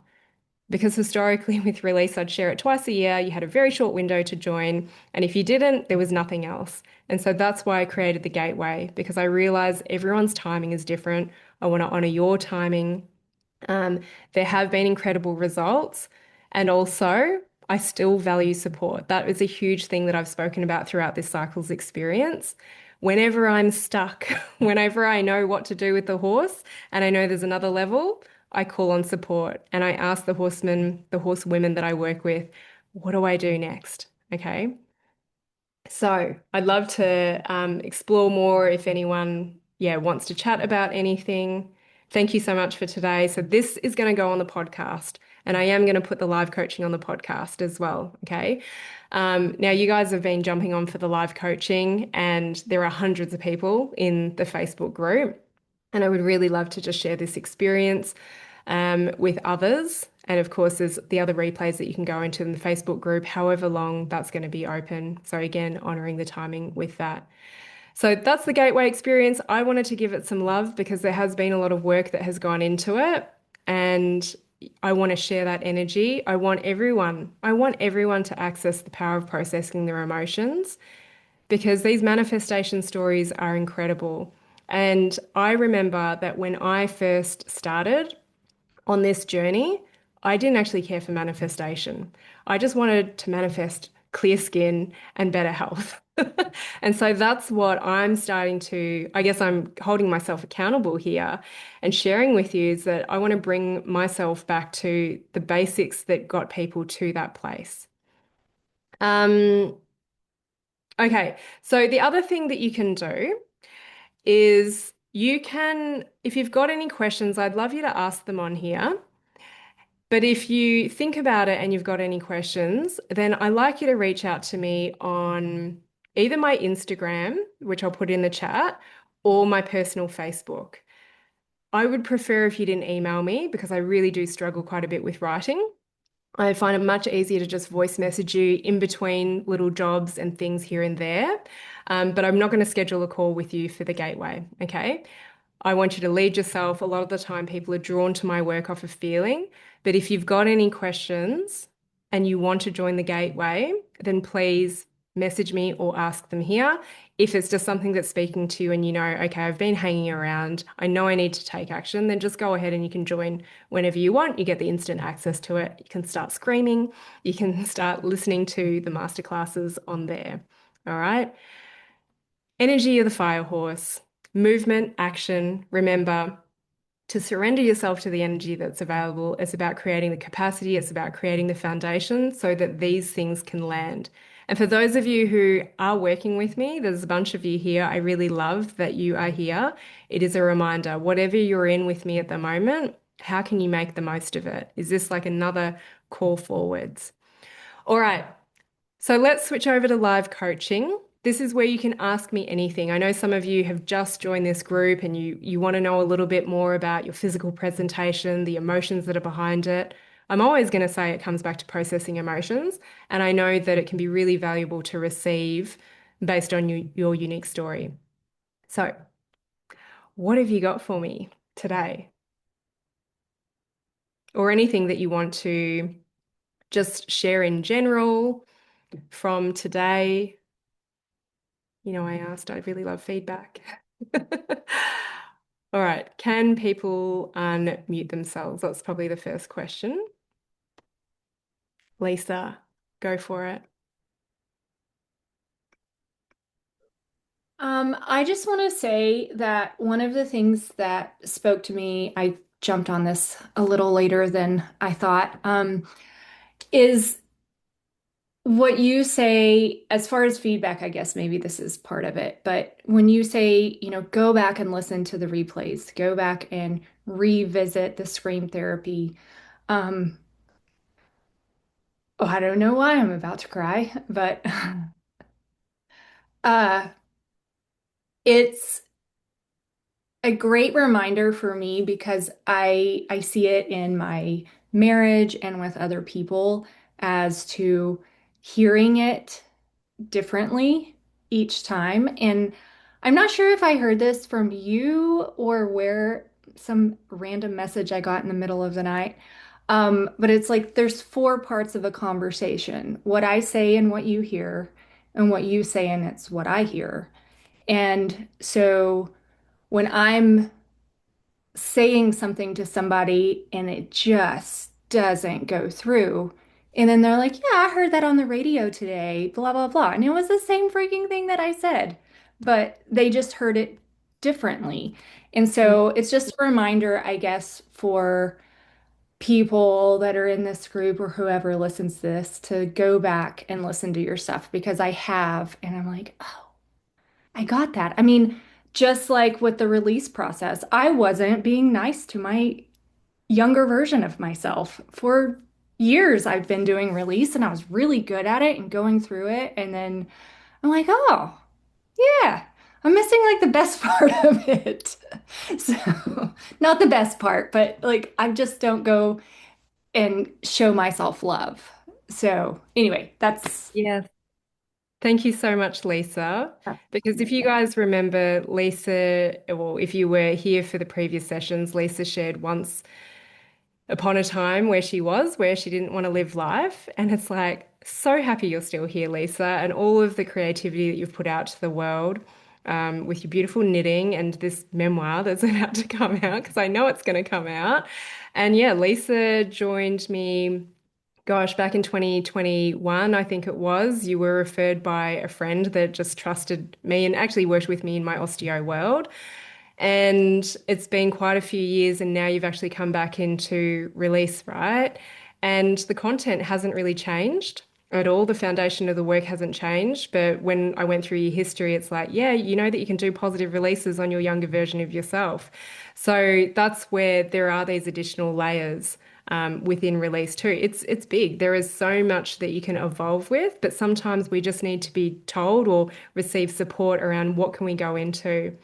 And that's why I used to put a lot of pressure on myself to just talk about new things every time.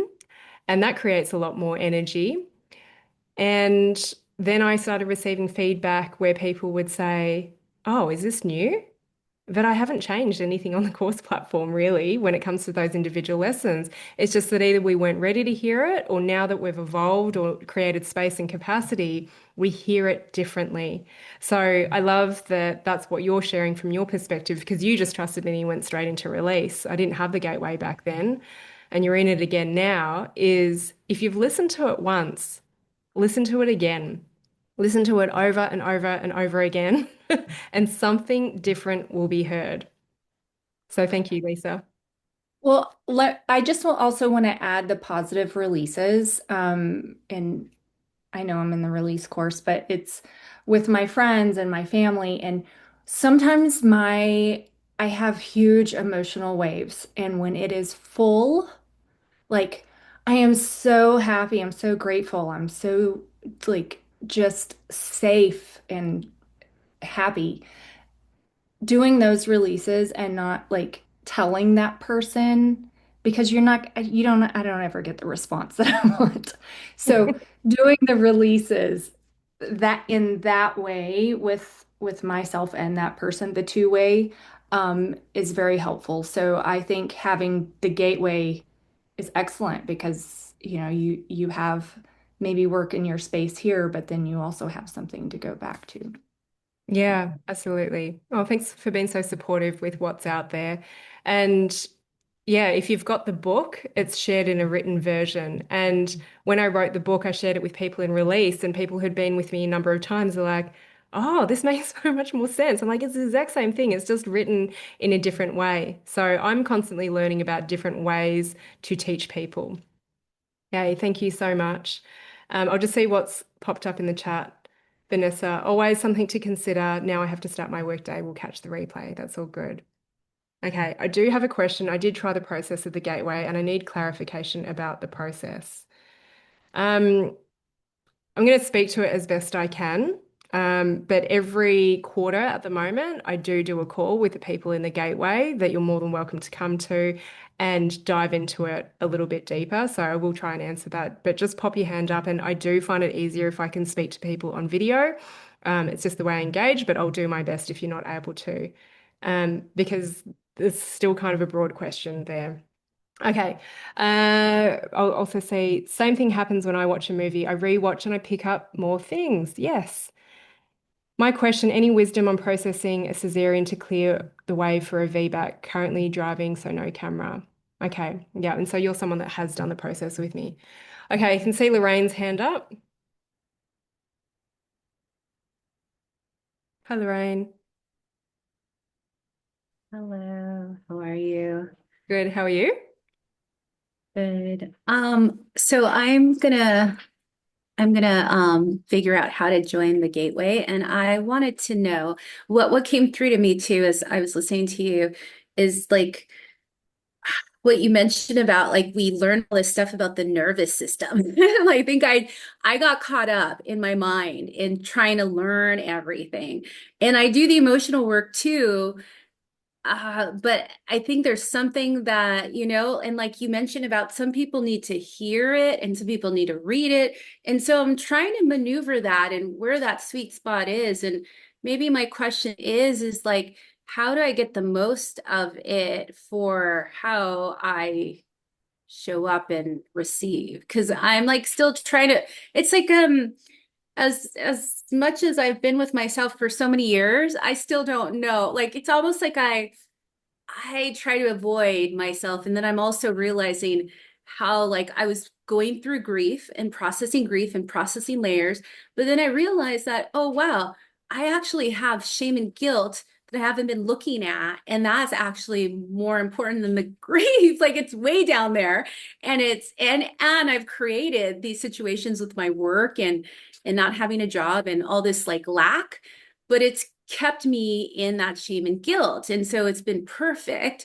And I'm just like there's just so much that I've gotten insights and awareness. And I'm like, I feel overwhelmed. And but at the same time, I want to join this program and I'm going to figure it out.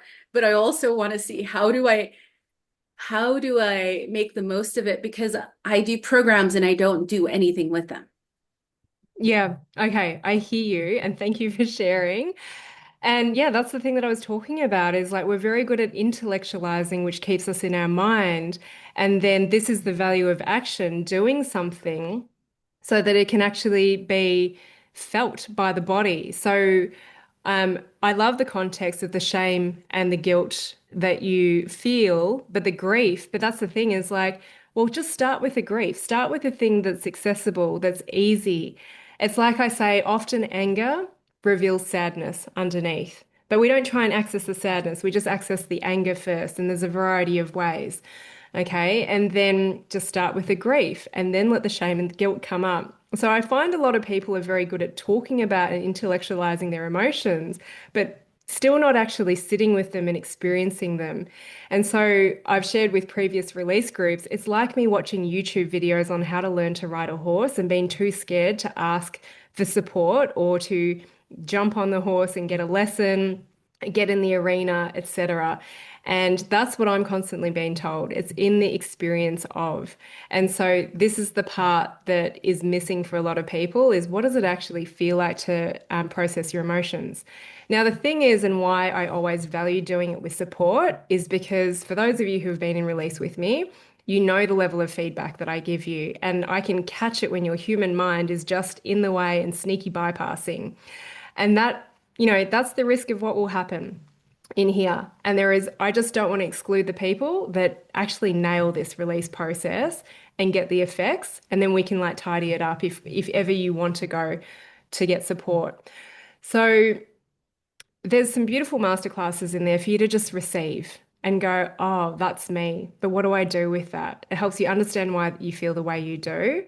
And then just move through them. You don't need to do anything with it if you choose not to. But I think this is a very different perspective of looking at your nervous system, at your life, at your health, and why everything is happening the way it's happening.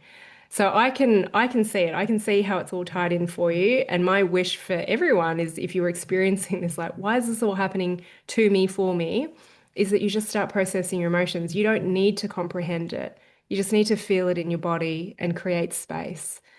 Um, so, yeah, I mean, I don't guarantee with anyone that you're going to get results. And I have shared on earlier versions of sessions of the cycles is I have learnt through the hard way that if I spend anything less than $1,000 on a course, rarely will I actually use it. And so for me, whenever I'm investing stu in stuff, it's so that I've got direct contact with the person, which means it does come at a higher price point. Um, but people have gotten value out of the gateway, and I just have to remain open that people may not get the effects. And if you are not getting the effects or results that I desire for you, that's when I'd say just ask yourself if you're stopping yourself from receiving support. Um, yeah, it's been a really interesting journey for me with how did people trust me with this? And I do work with people that have just tried everything. And sometimes, they feel a little bit called out on this masterclass. It's like, oh, yeah, that's me. Does Mhm. that help? Yeah, yeah, it helps. Yeah. And eventually I want to do release.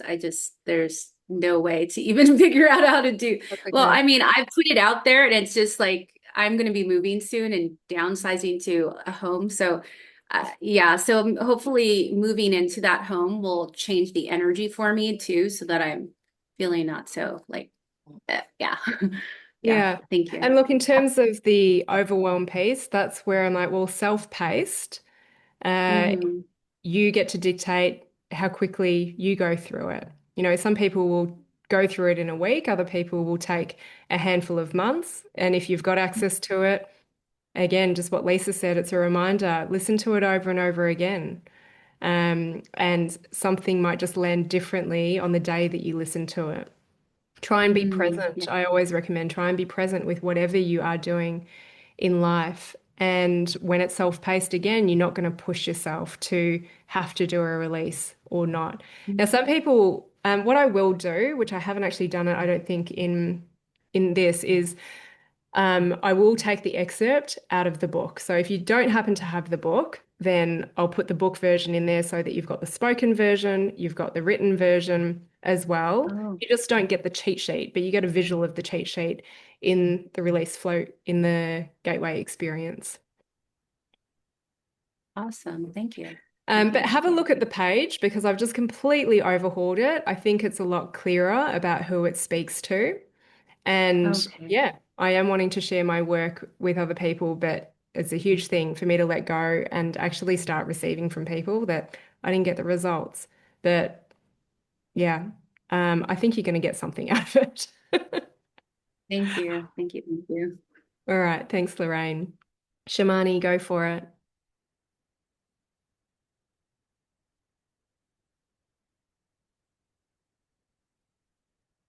So Shimani, I know Hi. you've also been sharing in the group, and I know you from other master classes that I've run, just, the situation that you're in with your health and your living as well. I know that there's a lot of triggers. But yeah, okay, you want to ask because you are in the gateway. Um, yeah, can you hear me all right? I can hear you. I do prefer if I can see you, but if you're not able to, that's okay. Okay, it's just that it's quite, I'm not a morning person, so I'm still sleeping eye. Okay, I'll turn on my video. Hello. Oh my You God. look great. Ugh. I try not to look at myself. Okay, yes. All right, Jing. How do I go? All right, I tried the release process in the gateway. Okay, Mhm. and yeah, I need clarification if I'm doing it correctly. And yeah, I think I need support. Okay, so this is the way I do it. And the last time I did it was like a couple of days ago. And Right. it's like I didn't like the response that I received. And so I did it again and I had a different response. And I'm like, So which one do I actually trust? You know, the one I want to trust? Or am I kidding myself? No. Yeah. Okay. Okay. So can I ask you, and actually this ties in with what Lorraine was asking. I forgot to address this because you're talking about the two-way part in the release process, which is where in the one way we talk everything and I've got a structure of what you need to say. And then in the two-way, you're there to listen and you're there to hear the truth. And this is where it's like, right, if you want to deliver the truth and you want to say all your things, you've got to be able to handle it as well. So the two-way really is about compassion, understanding, and it is about your ability to receive. So when I have a look at people's transcribed releases or if I'm facilitating it with them, I know exactly why they're not receiving in other areas of their life because they're not able to receive in this two-way. So there are such a variety of releases so that I can give you individual feedback. What did you hear back? Because yeah, even the way people receive back, again, there's these sneaky human things that can get in the way as to how they receive. Okay. Um, yeah. All right. There are certain things. Okay, I'm just trying to think about which example do I want to pick. Okay, the situation in my home, like I live with a smoker. I live with someone who smokes. And to me, it's actually a no compromise. I hate smoking and I can't move out. I don't have the financial capacity, so I'm stuck here. So yeah, and with this person, it's like this person smokes a lot and just loves having conversations, you know, after smoking or anytime this breath smells smoky. And I can't get away with it. This Hmm. person is also highly sensitive. And when I try and open my mouth, I get slammed down to shut up. Yeah. So I tried doing the release process and telling this person it's not okay. And the insight I got is this person can't control the smoking. The freaking thing is, I don't like you smoking and I don't like being around your cigarette smoke. And I actually have an issue with you personally, just your person. Um, and so what do I do if I have an issue with the smoking and this person can't stop smoking and I'm stuck here? Yeah. Okay, cool.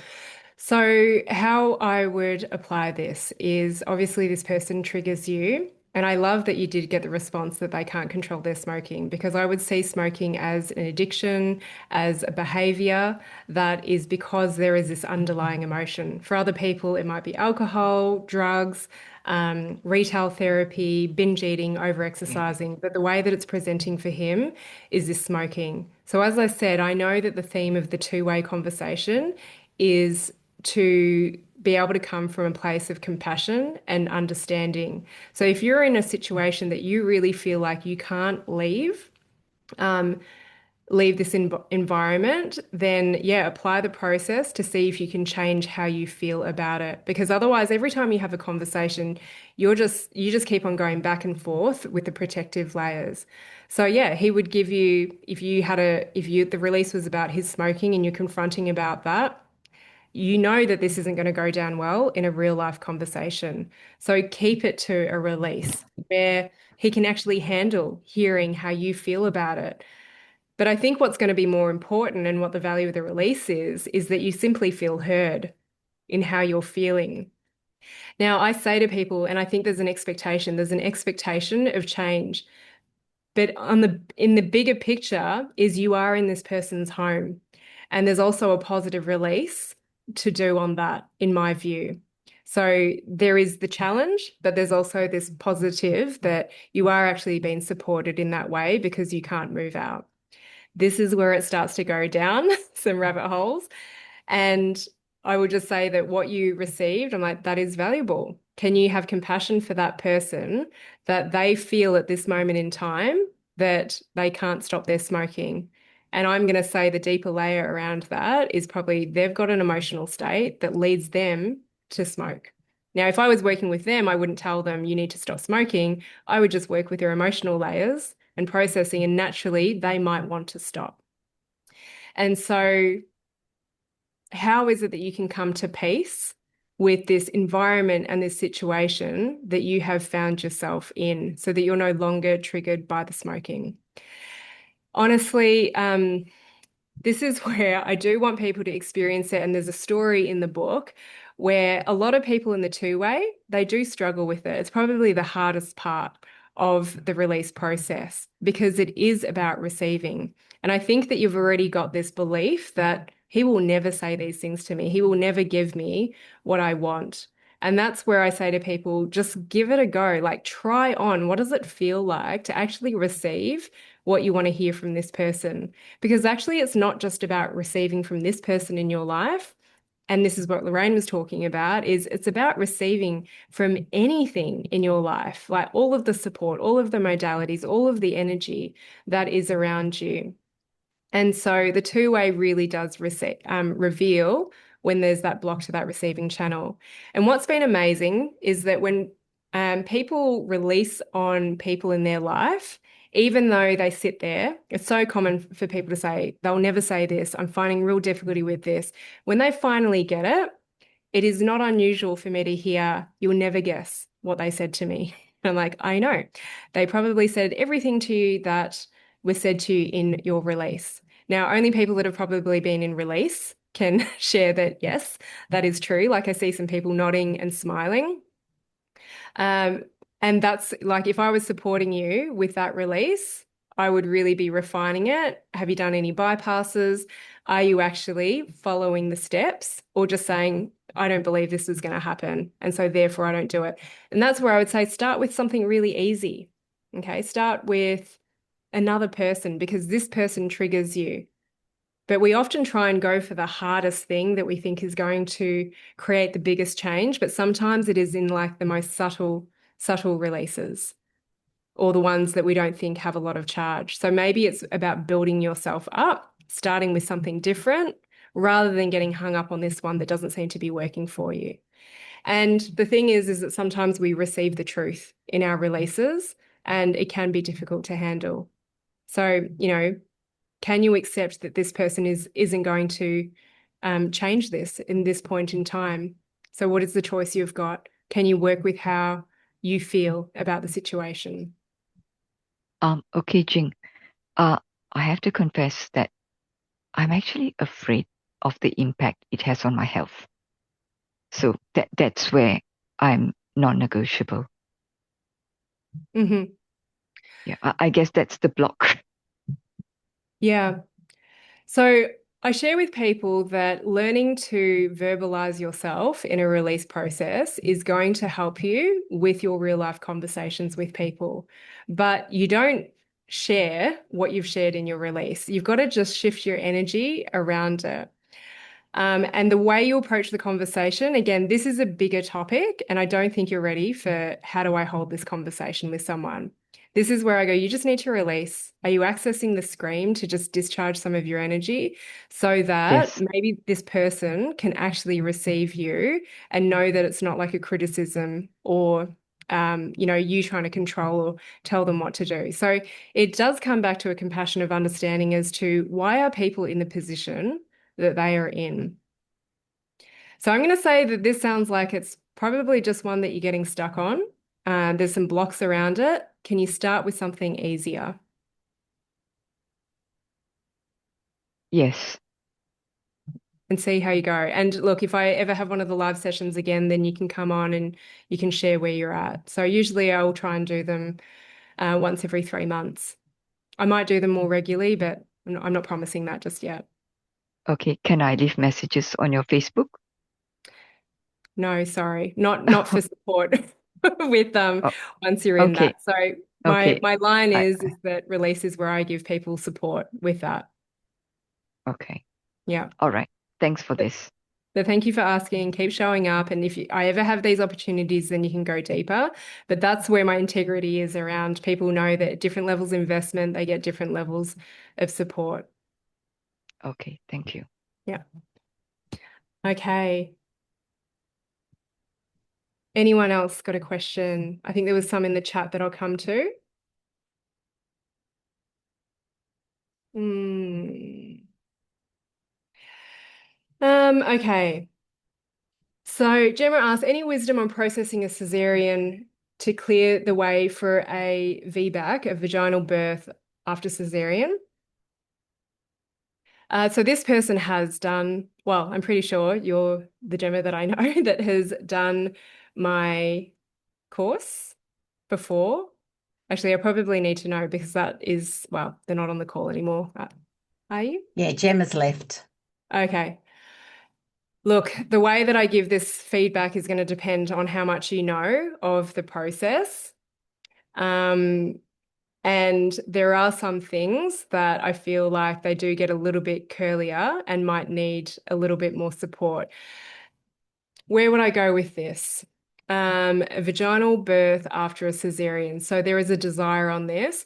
So what I would start with is actually processing on the cesarean experience itself. Now, some people have a cesarean and it's absolutely fine. You know, it was a very conscious choice. They're okay with the outcomes. They're happy with it. And it's the same with people getting different diagnoses. Some people, it's just not an issue. They don't feel like they need to work with their emotions. They're happy with the journey that they've been on. And I'm here to work with people who know that they've got stuff to clear. And so with a cesarean, it comes back to, well, was it a planned one? Was it an emergency one? And that's where people tend to experience disappointment because they thought they were going to have this beautiful home birth and have all this skin to skin contact. And then all of a sudden they're getting whipped away in an ambulance. They feel like all of the decisions have been taken out of their hands. So if you were to apply the basic process, you would just be sticking to processing on the people that were around you during that experience. So it could be, for example, your partner. Did they support you? Did they advocate for you in the way you wanted? Your midwife, anyone else that was in the room with you? And then what was your relationship like with the doctor, the surgeon? So if I'm thinking that this person hasn't applied the process at all and they're thinking about coming to the gateway, just leave it to the experience that you had in the cesarean and the people that were around you. That's where you start to feel more at peace with possibly having a vaginal birth after a cesarean. That's where if I'm working with someone, once they've cleared that, it's really interesting what is the next piece that comes up, and then what is that pathway that you go down. Again, calling on the experience that I shared with you about the horses is like, okay, I've done this, now what? All right. The key is just getting started. So the risk is of me saying, okay, these are all the things you've got to do, is that I put someone into overwhelm of like, oh my gosh, I have like 10 releases to do. What I will say is where I want people to get with their releases is that it's such a simple process that you get it done within 1 to 3 minutes. That's all it takes. We often spend a lot longer sharing the story. Jane, you're laughing. We spend a lot longer telling the story than if we could just apply the process. But it takes practice, and the best time to do it is when you're not in a huge amount of pain. Okay. And it is so surprising how mundane the releases can be as to how much they can alleviate what you're feeling. So I know people are coming in here saying they've had big grief, they've had massive trauma. You don't even need to start there. Sometimes it's like me talking about the manifestation and you're thinking you've got to go for this massive thing. When I'm like, I keep on using this joke of just process on the person in the supermarket that triggered you in the queue the other day, right? Just start there because everything that's showing up in your life now is rooted in past experiences. So everyone will have different access points. If you've ever worked with me in a group, you'll see how I speak to that. And that's why I do value support, but also recognizing people have been able to get and feel better through something that's self-paced, either from the book or the gateway experience does take you deeper. So yeah, that's where I would start is the experience of the cesarean before you go into how do I feel at peace with the VBAC. Okay. Thierry just did a few screens. Thank you for today. May your horses year be a joyous ride. Okay, excellent. Is there anything else? I feel like I missed another question that was earlier. Does anyone want to jump on and ask any questions? Bella, hello.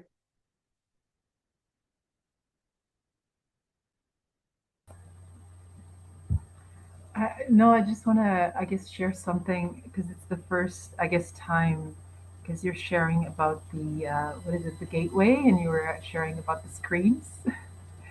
And, you might have shared this in other sessions. Maybe I just missed it. So for me, this was the first time, I guess, that I heard it. And sometimes, as an example, like I'm getting out of bed and I know, like it just happens to be painful, like, and I just scream. I just scream naturally, like to help me go through that specific moment. And for me, I feel like then I'm not holding on to like the pain and whatever else is happening. And I've shared with some friends, just very few friends. I go, sometimes when I scream, I feel like the neighbors are going to think, is somebody trying to, like, if they hear me, because, sometimes I scream pretty loud. And I live in a condo. So, like, not in a condo in a building, but still, like, with neighbors, close neighbors. And I go, they're going to think somebody's trying to murder me. And I guess maybe a question is coming up is like, you were saying just like, I guess you were sharing like to screen continuously, like for a couple of days or 2 weeks or something like that. And I was just wondering, I guess, what that does or bring or help with or something of that nature. Is Yeah, it? good question. And I'm going to say it's different for everyone, and you've just got to go and experience it. So, what would happen for you? Because I've had different feedback. And it's funny, I always say there's this one woman that actually came into release, and the most valuable thing that she took away from it was the scream. And that was it. Okay. Because I didn't have anything else. And it was probably after that and after receiving that, I was like, oh, I'm just going to sell Scream on its own. But again, it's like, I don't want you to just compartmentalize things. So it's the experience. Okay, what's going to happen if I ride my horse every day? I don't know. So just once a day.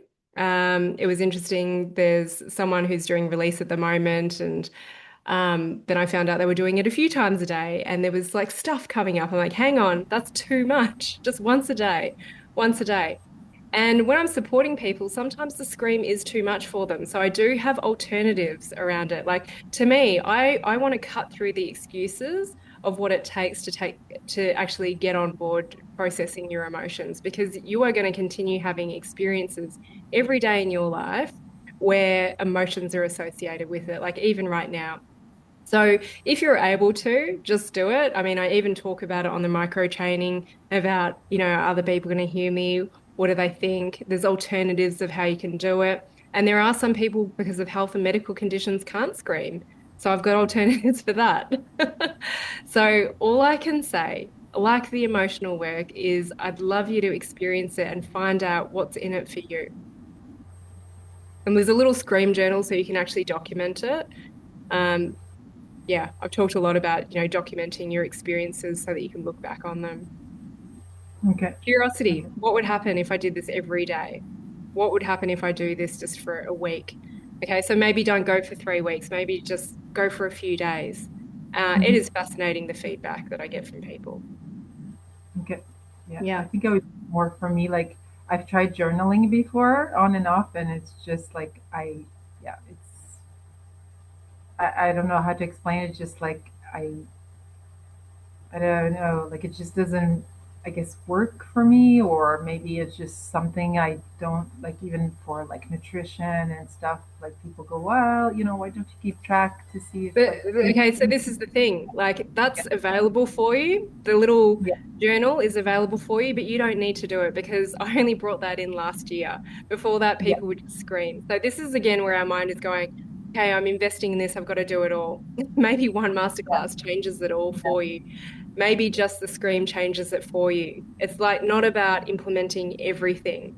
Now, Yeah. I'm not a journaler. This is why I love to coach people. I'm like, Yeah. stuff that. If people tell me to journal every day, it's like, that's just not me. And I own that. And Yeah. there are other people that get a lot of value out of it. So this is where I'm saying, where are we losing ourselves to strategies? And look, I am giving you a strategy and I'm giving you a structure. Mhm. And I have Yeah. seen how powerful it is. And, No, thank you. where is it meeting where I don't want anyone to invest in my stuff because they feel desperate to fix anything, because that's the energy that like stops you being able to actually receive anyway. But yeah, can you see how the mind's going, oh, but I don't want to journal. Don't do it. If it doesn't resonate, don't do it. Yeah, it doesn't resonate for me, and it's fine, and I'm fine with that. And like for me, it's more like you're sharing. Like for me, it's more about being curious, experiencing it, and then just kind of like see what happens. Yeah, exactly. Yeah. For me, that's what it is.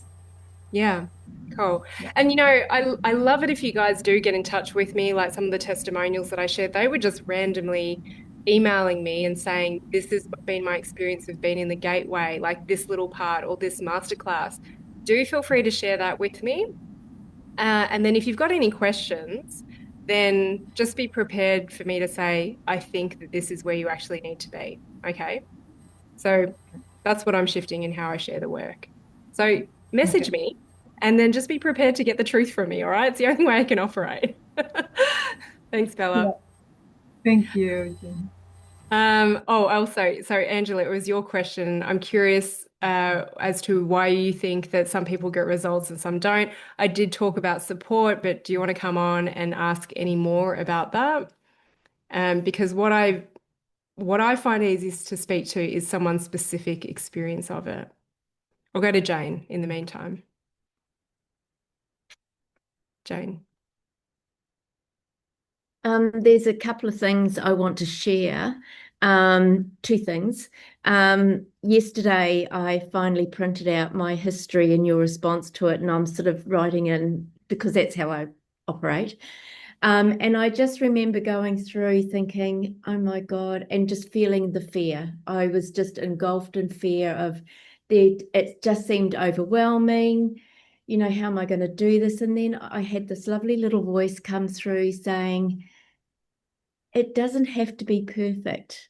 My releases don't have to be perfect. I don't have to go into the nitty-gritty and, have it all explained, all out. It just has to be even a little bit is perfect. It doesn't, well, is good. Yeah. So that was a really lovely aha moment. And then, and I did that little release that we spoke, texted it, I put on Facebook and release. And I'm thinking, oh, well, it doesn't matter if nothing comes of it, like I don't have a big response. And it was bedtime. And so instead of going to bed, I actually cleaned out my wardrobe. Nice. Jane has this thing where she releases and then she gets inspired to declutter. And so it's great. I just had this fantastic clean out, and I'm just can't wait to get back in there and just get rid of it all. So Yeah. it's been great. Thank you. That's so good. And, I won't go into details about what you shared, but you also, so I am supporting Jane at the moment, and you started off with some releases around people that trigger you. So I'm just trying to tie it in with what other people have asked. And it got a little bit sticky and it got a little bit clunky. But that's the thing, right? We've got to be prepared to make mistakes. I've got to be prepared in a year's time, well, even now, to fall off my horse, right? To make those mistakes and go, ouch, and just get back in the saddle. So, then you did something so mundane that just happened recently because you recognized a pattern and you just nailed the release and you were so happy. You're like, thank God, I finally got it. And that's the thing, Yeah. it's like, why do we always try and go for big things? Because again, the mind tells me if I process this trauma, this emotional, this experience, then I should feel better. But we're already putting expectations on it. It's like, just start like getting the process. It's harder to do the hard things in life, but we've got to, build it. What's the tool? How can we implement it when we're feeling good? How can we implement it in different environments? And we don't do it with an expectation of people changing in our lives, but like magic, sometimes it happens. Yeah. Mm, So that's so absolutely. cool. I love that for you. Me too. Thank you. Thank you. And yeah, in release, I get people to share their history. I'm looking at changing this up a little bit in the future rounds where you can still share your history. But what I say to them is like, man, that can be a confronting process to actually put your history out there. And I don't ask you to do that in the gateway. So yeah, I do go all in. That's my personality type. I want people to get the most out of it. And that's where it's like, if you want to get the most out of the fire horse energy, if you want to get the most out of like doing work with me where you've got support, is start here. Start to just recognize, am I ready for this? And find safety and structure. Because I promise you, like it's a lot of it is there in the gateway and we go deeper in release. And I realize that some people are quite scared to go deeper. All these fears come up. All right, that's what I like to talk about on these live calls. So, sharing your history can be an emotional release in itself, sharing it in amongst a group of people. And then I give feedback and I pull out all the releases, and people go through their own journey with that in itself. So yeah, it's a very brave and it's a very courageous step. And I just see the emotions that are gonna, if you can work with them, they're gonna open up your life. So that's so cool. Thanks, Jane. Angela, did you want to come on? Hi, Jen. Hi, I do love your questions, so thanks for coming on. It's cool. It was just a pondering really, and you were talking about it in the moment, so I responded with that. And you were talking about how, well, firstly, that people do have expectations, and Mm, I certainly have expectations, even in my own life, that sometimes have to be dropped. But mm. I was curious from your perspective, just your thoughts on why some people have almost miraculous openings and occurrences that happen for them, and other people really struggle to get any movement at all. And yeah, so Okay. So hearing you say this, it just lands differently, and then I get another idea. Okay. okay, Because, yeah. yeah, I love that. Because at first I was like, it's the support aspect, which I'm still going to say that that's the case. But what comes up for me, if I look at the people that got results, and, I shared the podcast in the cycles about how I manifested 6 horses, that was a container that I invested in. 15,000 US dollars, and I had no idea what it was. That's how it was marketed. It was this invisible offer. So I went in with no expectations and I manifested 6 horses in a house in the 2 years that that container was open. We didn't even know how long it was going to be open for, right? That's the backstory. Now, today I shared with you that a lot of the people that have gotten these crazy results with their health, with their relationships, with their business, with the money relationship, they just came in because their pain drew them in. They resonated with processing their emotions. And like me, they just wanted clear skin and a healthy body. They had this desire to be free of pain and they just trusted the process. They didn't think about all the crazy manifestations that came after. They didn't come in with, I'm doing this so that I can get the job and I can get paid $100,000 or, however much. They didn't have that expectation. And so there is this sneaky underlying expectation that people can carry through. And what I love to work with is people drawn in with a feeling, a curiosity. Yes, have an intention. Yes, notice where you have expectations, but can you drop it? And can you be open to the possibility? Mm. So, yeah, if I look at the people that have gotten the almost miraculous results that seem unbelievable, they were just so open. Does And that hold yeah, does that hold true for the people who are literally just working on pain as well? yeah, Like, so it's sort of their openness, or their lack of attachment to how it's going to work, or yeah, it's like asking, I don't know, how do you make water or something, like it's it's really hard. It's so hard to define. That was why I was asking, just your Yeah. observations around it, because it can be so frustrating and disheartening for people when they feel like they're following the process and it's not delivering what they hoped it might. Yeah, exactly. Which is where I would go, well, how are you interpreting the process? Because if you come into release, there's some people their releases like are off the page on the computer screen, and then other people it's this big. And I'm like, I want to see the ones that are this big because I know if they're going off the screen, you are just consuming so much of your energy. You obviously need to get a lot out of your system. And if your releases are that big, I can understand why there's resistance towards emotional work. Whereas if they show up on the screen this big, I know that you've done it in a minute, you've done it in a few minutes. So again, it's that they should only take a few minutes, but when you start, it's okay if it takes 20 minutes. It's okay if it takes an hour because you're learning a new skill set that's Sure. ultimately going to free you up. So yeah, like there's observations around it for me, and support and openness and intention. I guess the realm that I work in is people have tried it all. Luckily, they've still got hope, but they surrender. They're just like, gosh, this is all I've got left. I haven't actually dealt with my emotions at the depth that you're talking about. One more question for you.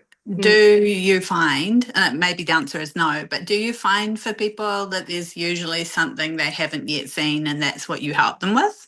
Like Yes. it's like they've done all the stuff, but there's this one kind of tweak that they haven't quite noticed for Yeah. themselves. That's kind of the Oh, thing. 100%. And even people that I'm working with for a long time, sometimes when things get challenging or what they're working on, their mind starts to bypass and it finds a sneaky way around it. And then the release doesn't become as effective or as potent as it can. So even the people that have manifested crazy things, like they drop back in and they get a refinement. Lisa's had an incredible life of growth over the last handful of years.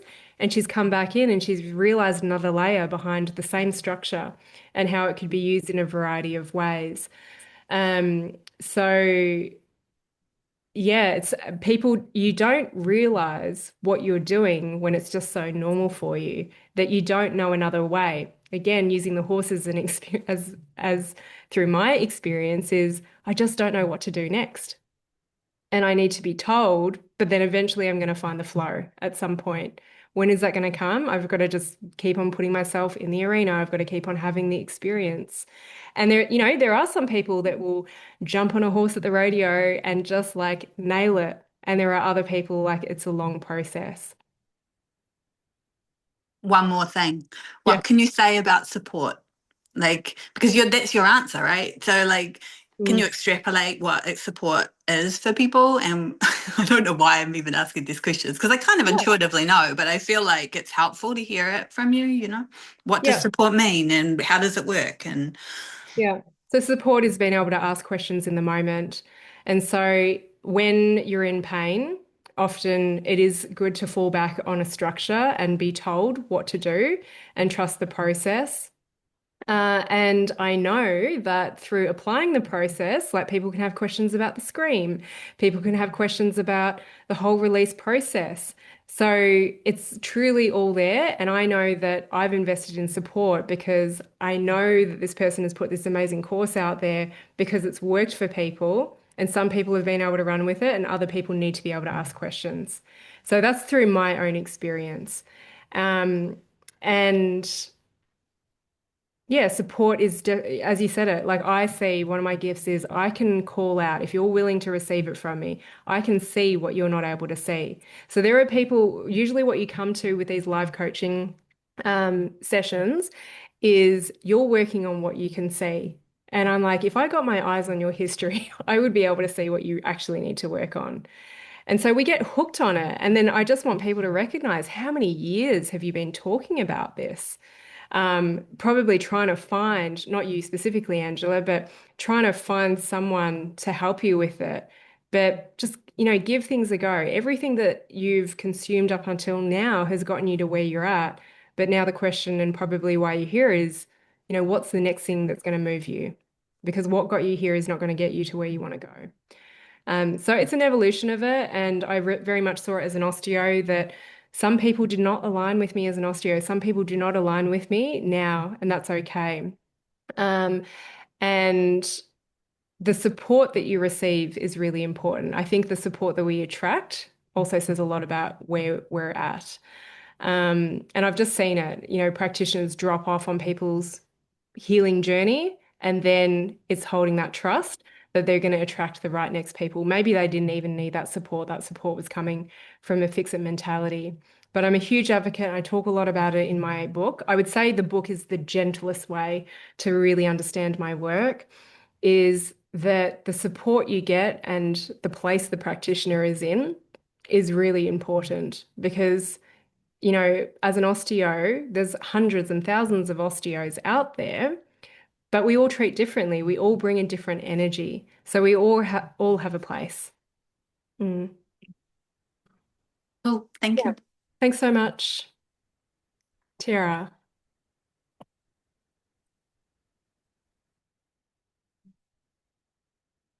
Something that I've been thinking about as well is just maybe using this group and popping up and having just pure live coaching sessions where you do get to pick my brains.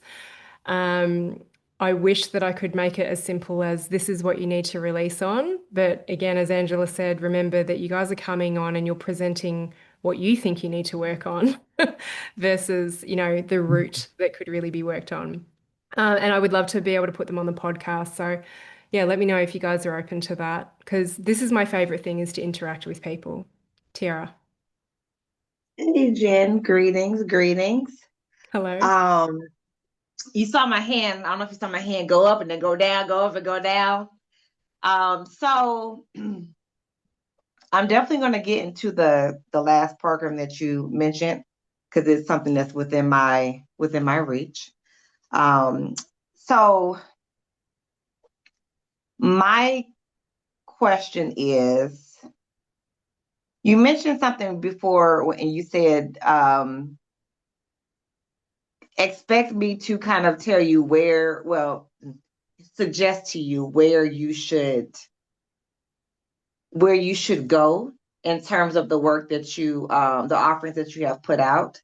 So this question is connected to that and whatever else may show up for you. So what I have found over the years in doing the work surrounding my mom, I've been doing it for, we'll say roughly 7 years is when I really kind of started to dive deep into it. And along the way, I've been releasing bits and pieces. So it's it almost feels very fragmented it's just so many different pieces, right? I release this, then here we go. I release this, and then here we go. And so recently, the release, I I held space for it the first time, but I also that was it. I held space for it. I think I released two, and then that was kind of it. But it showed up again, and that what showed up was receiving gifts from her when there has not been any repair for the relationship is something that bothers me. And it feels like I am betraying myself because I'm receiving from a place that doesn't really feel safe in all the things. I shouldn't say all the things, but it doesn't feel safe. And Mhm. so it feels like a betrayal to receive these gifts, but that's been the recent fragment that has showed up. But in my mind, I would love for this to be a lump sum release and done. But it's so fragmented. Yeah. And yeah. Okay. I hear you. Oh, and there's layers to this that I hear as well. And sometimes the thing is, like, people write out their history, as I said, and it's really beautiful having people in release and them going, actually, I don't feel like I need to address anything from the past. That there are still things that were labeled to release on, but they didn't have to do all of them. And the charge was just let go. The trigger is no longer there because they worked through a few. And so, Mhm. actually, what happens that doesn't serve you is to do it all in one lump sum. And that's where I see people's releases are so big because they've got like 10 to 20 experiences all in one. And it actually it's really difficult for me to give feedback. So you'll see it in the release flow teaching, is that you just got to release on one experience, one event, one interaction, one comment, whatever it would be. Just, have you heard of the book, The One Thing? Just focus on Mhm. the one thing. And that is where you will receive the gold. And sometimes it's these realizations of, oh, actually, I realize I don't like receiving gifts. So that tells me that there is a different conversation that you would really love to have and receive from your mum in like if you were to apply the release process, that's what you Mhm. get to receive in the two-way. And then what's interesting is, do you actually have the capacity and the wherewithal to receive what you actually want from her? And yeah, again, it's really amusing. People are just popping up in release going, oh my gosh, this has happened. This has changed in that person. And they haven't even spoken Mhm. to them. They've just shifted their energy through processing their emotions. And I hope and I wish that this is available for Mhm. people who are reading the book and trying to apply that or doing the gateway experience. Um, but yeah, as I said, letting go of, whatever happens, making it more available for people. So yeah, keep it focused with your mum. Keep it simple. It doesn't need to be big. It doesn't need to be nasty.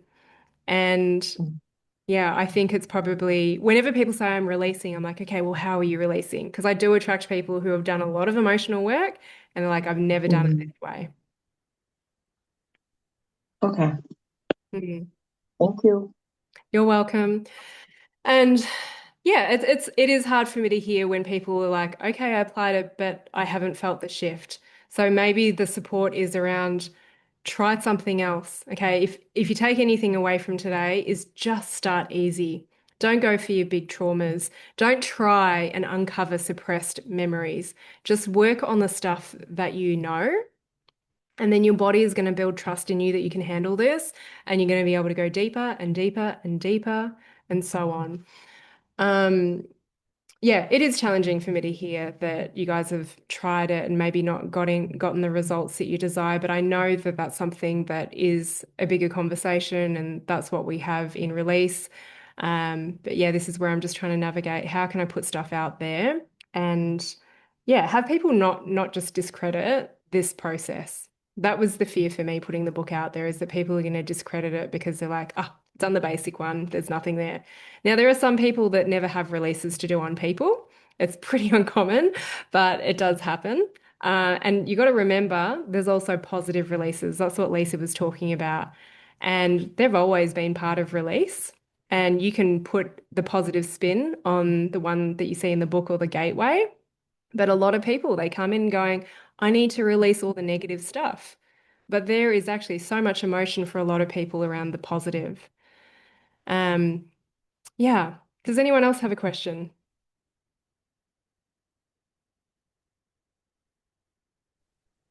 I just have a share, Jen.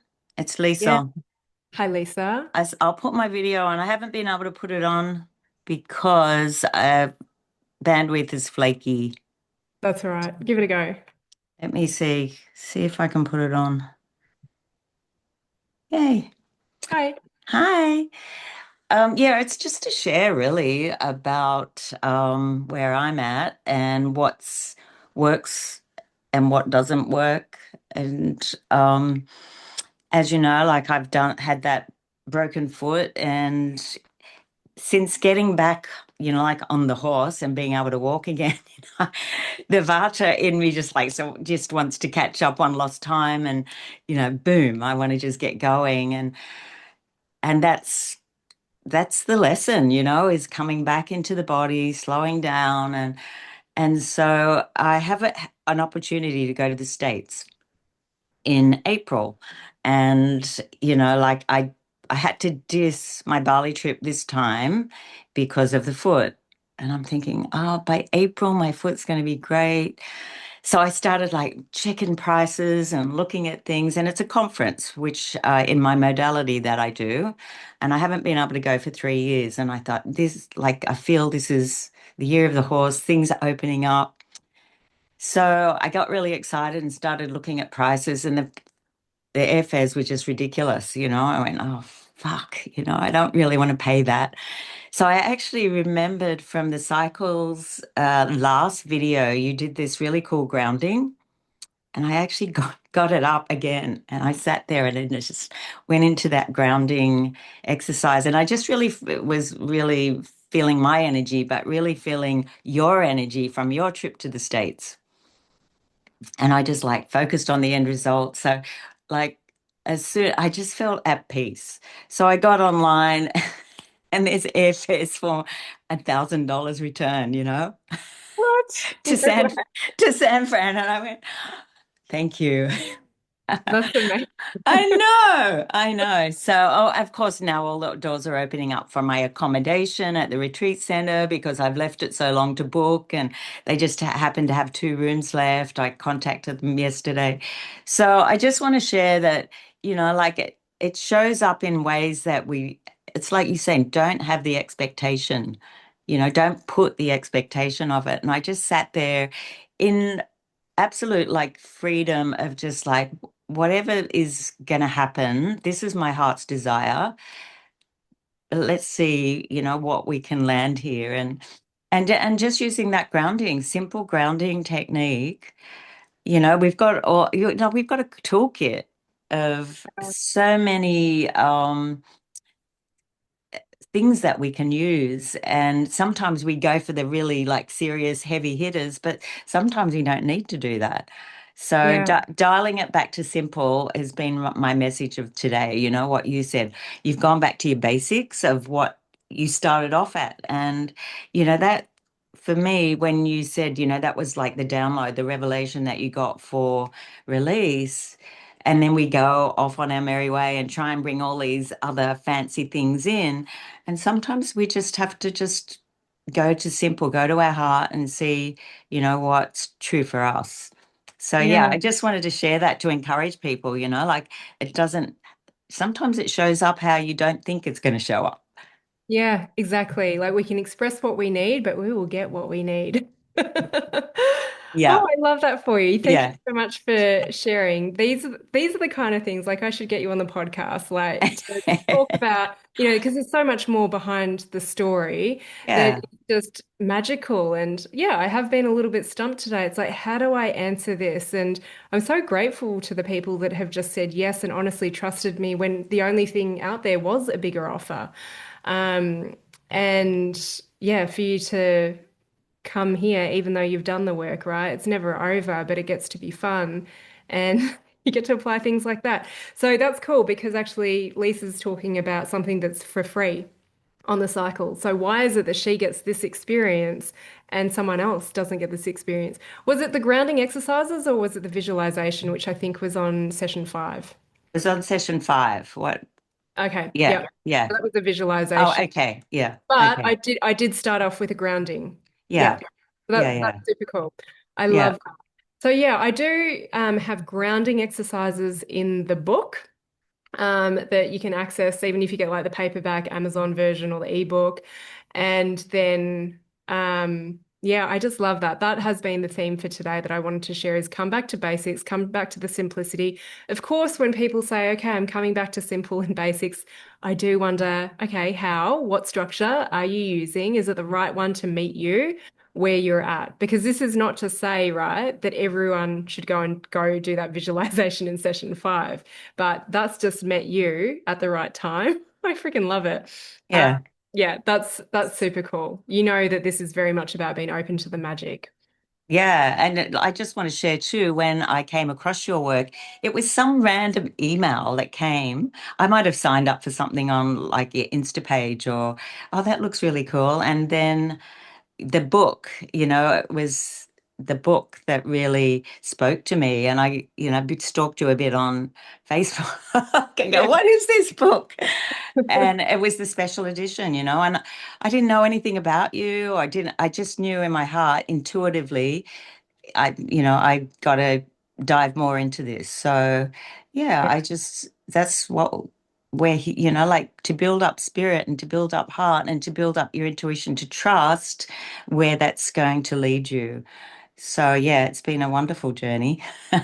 Yeah, thank you. Thank you so much. And I do still have, I'm going to put that link. Oh no, I'm going to type it up. So I do still have 20 copies of that book left, which is like the Lux edition of the Healing Beyond the Diagnosis. I'm just trying to type it up. So if anyone feels called to that, it's drjinong.com/HBD-Lux. Once they're gone, they're gone. But for some reason, there's just these 20 copies that are hanging around. And I'm just trusting that they're going to go to the right homes. But again, if that's not accessible at a price point, at that price point, then there is the ebook for like $9, or there's the paperback, and it comes pretty quickly wherever you are in the world. And it does feel really good, but I probably just don't give enough airtime to talk about the book and the gateway experience. And these definitely came from a place of energy, of desire. It's been really cool. And then to attract people like Lisa, and there's been a few more like you. I love the journey. I love what you express. But yeah, it's almost the more that I know what's possible, it's gotten harder to articulate this work. So I am going to give a go of coming back to the simples, the basics. But so where am I going to share this magic manifestation stuff? I think I will still share it in this group. So let's see. And I'd love you to share the cycles group, the link with people to come and join you, because I'm sure you can have really fascinating conversations. So get in there, get engaged, answer the contemplation, not complication, the contemplation questions, just to put your energy out there into the ethers.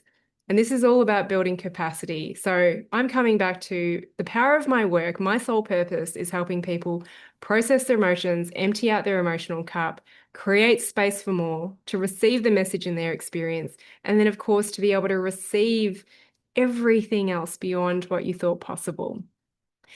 So I don't know when the next live session is going to be. As I said, I want to go live on the podcast more regularly. I do love offering these kind of coaching, live coaching interactions. Anyone's welcome to come to it. And sometimes there's going to be limitations based on how much you know of my work. But if you speak from the heart, speak from feeling, I can usually connect with you. And I do feel like everything that I've created out of desire, there is an entry point for you.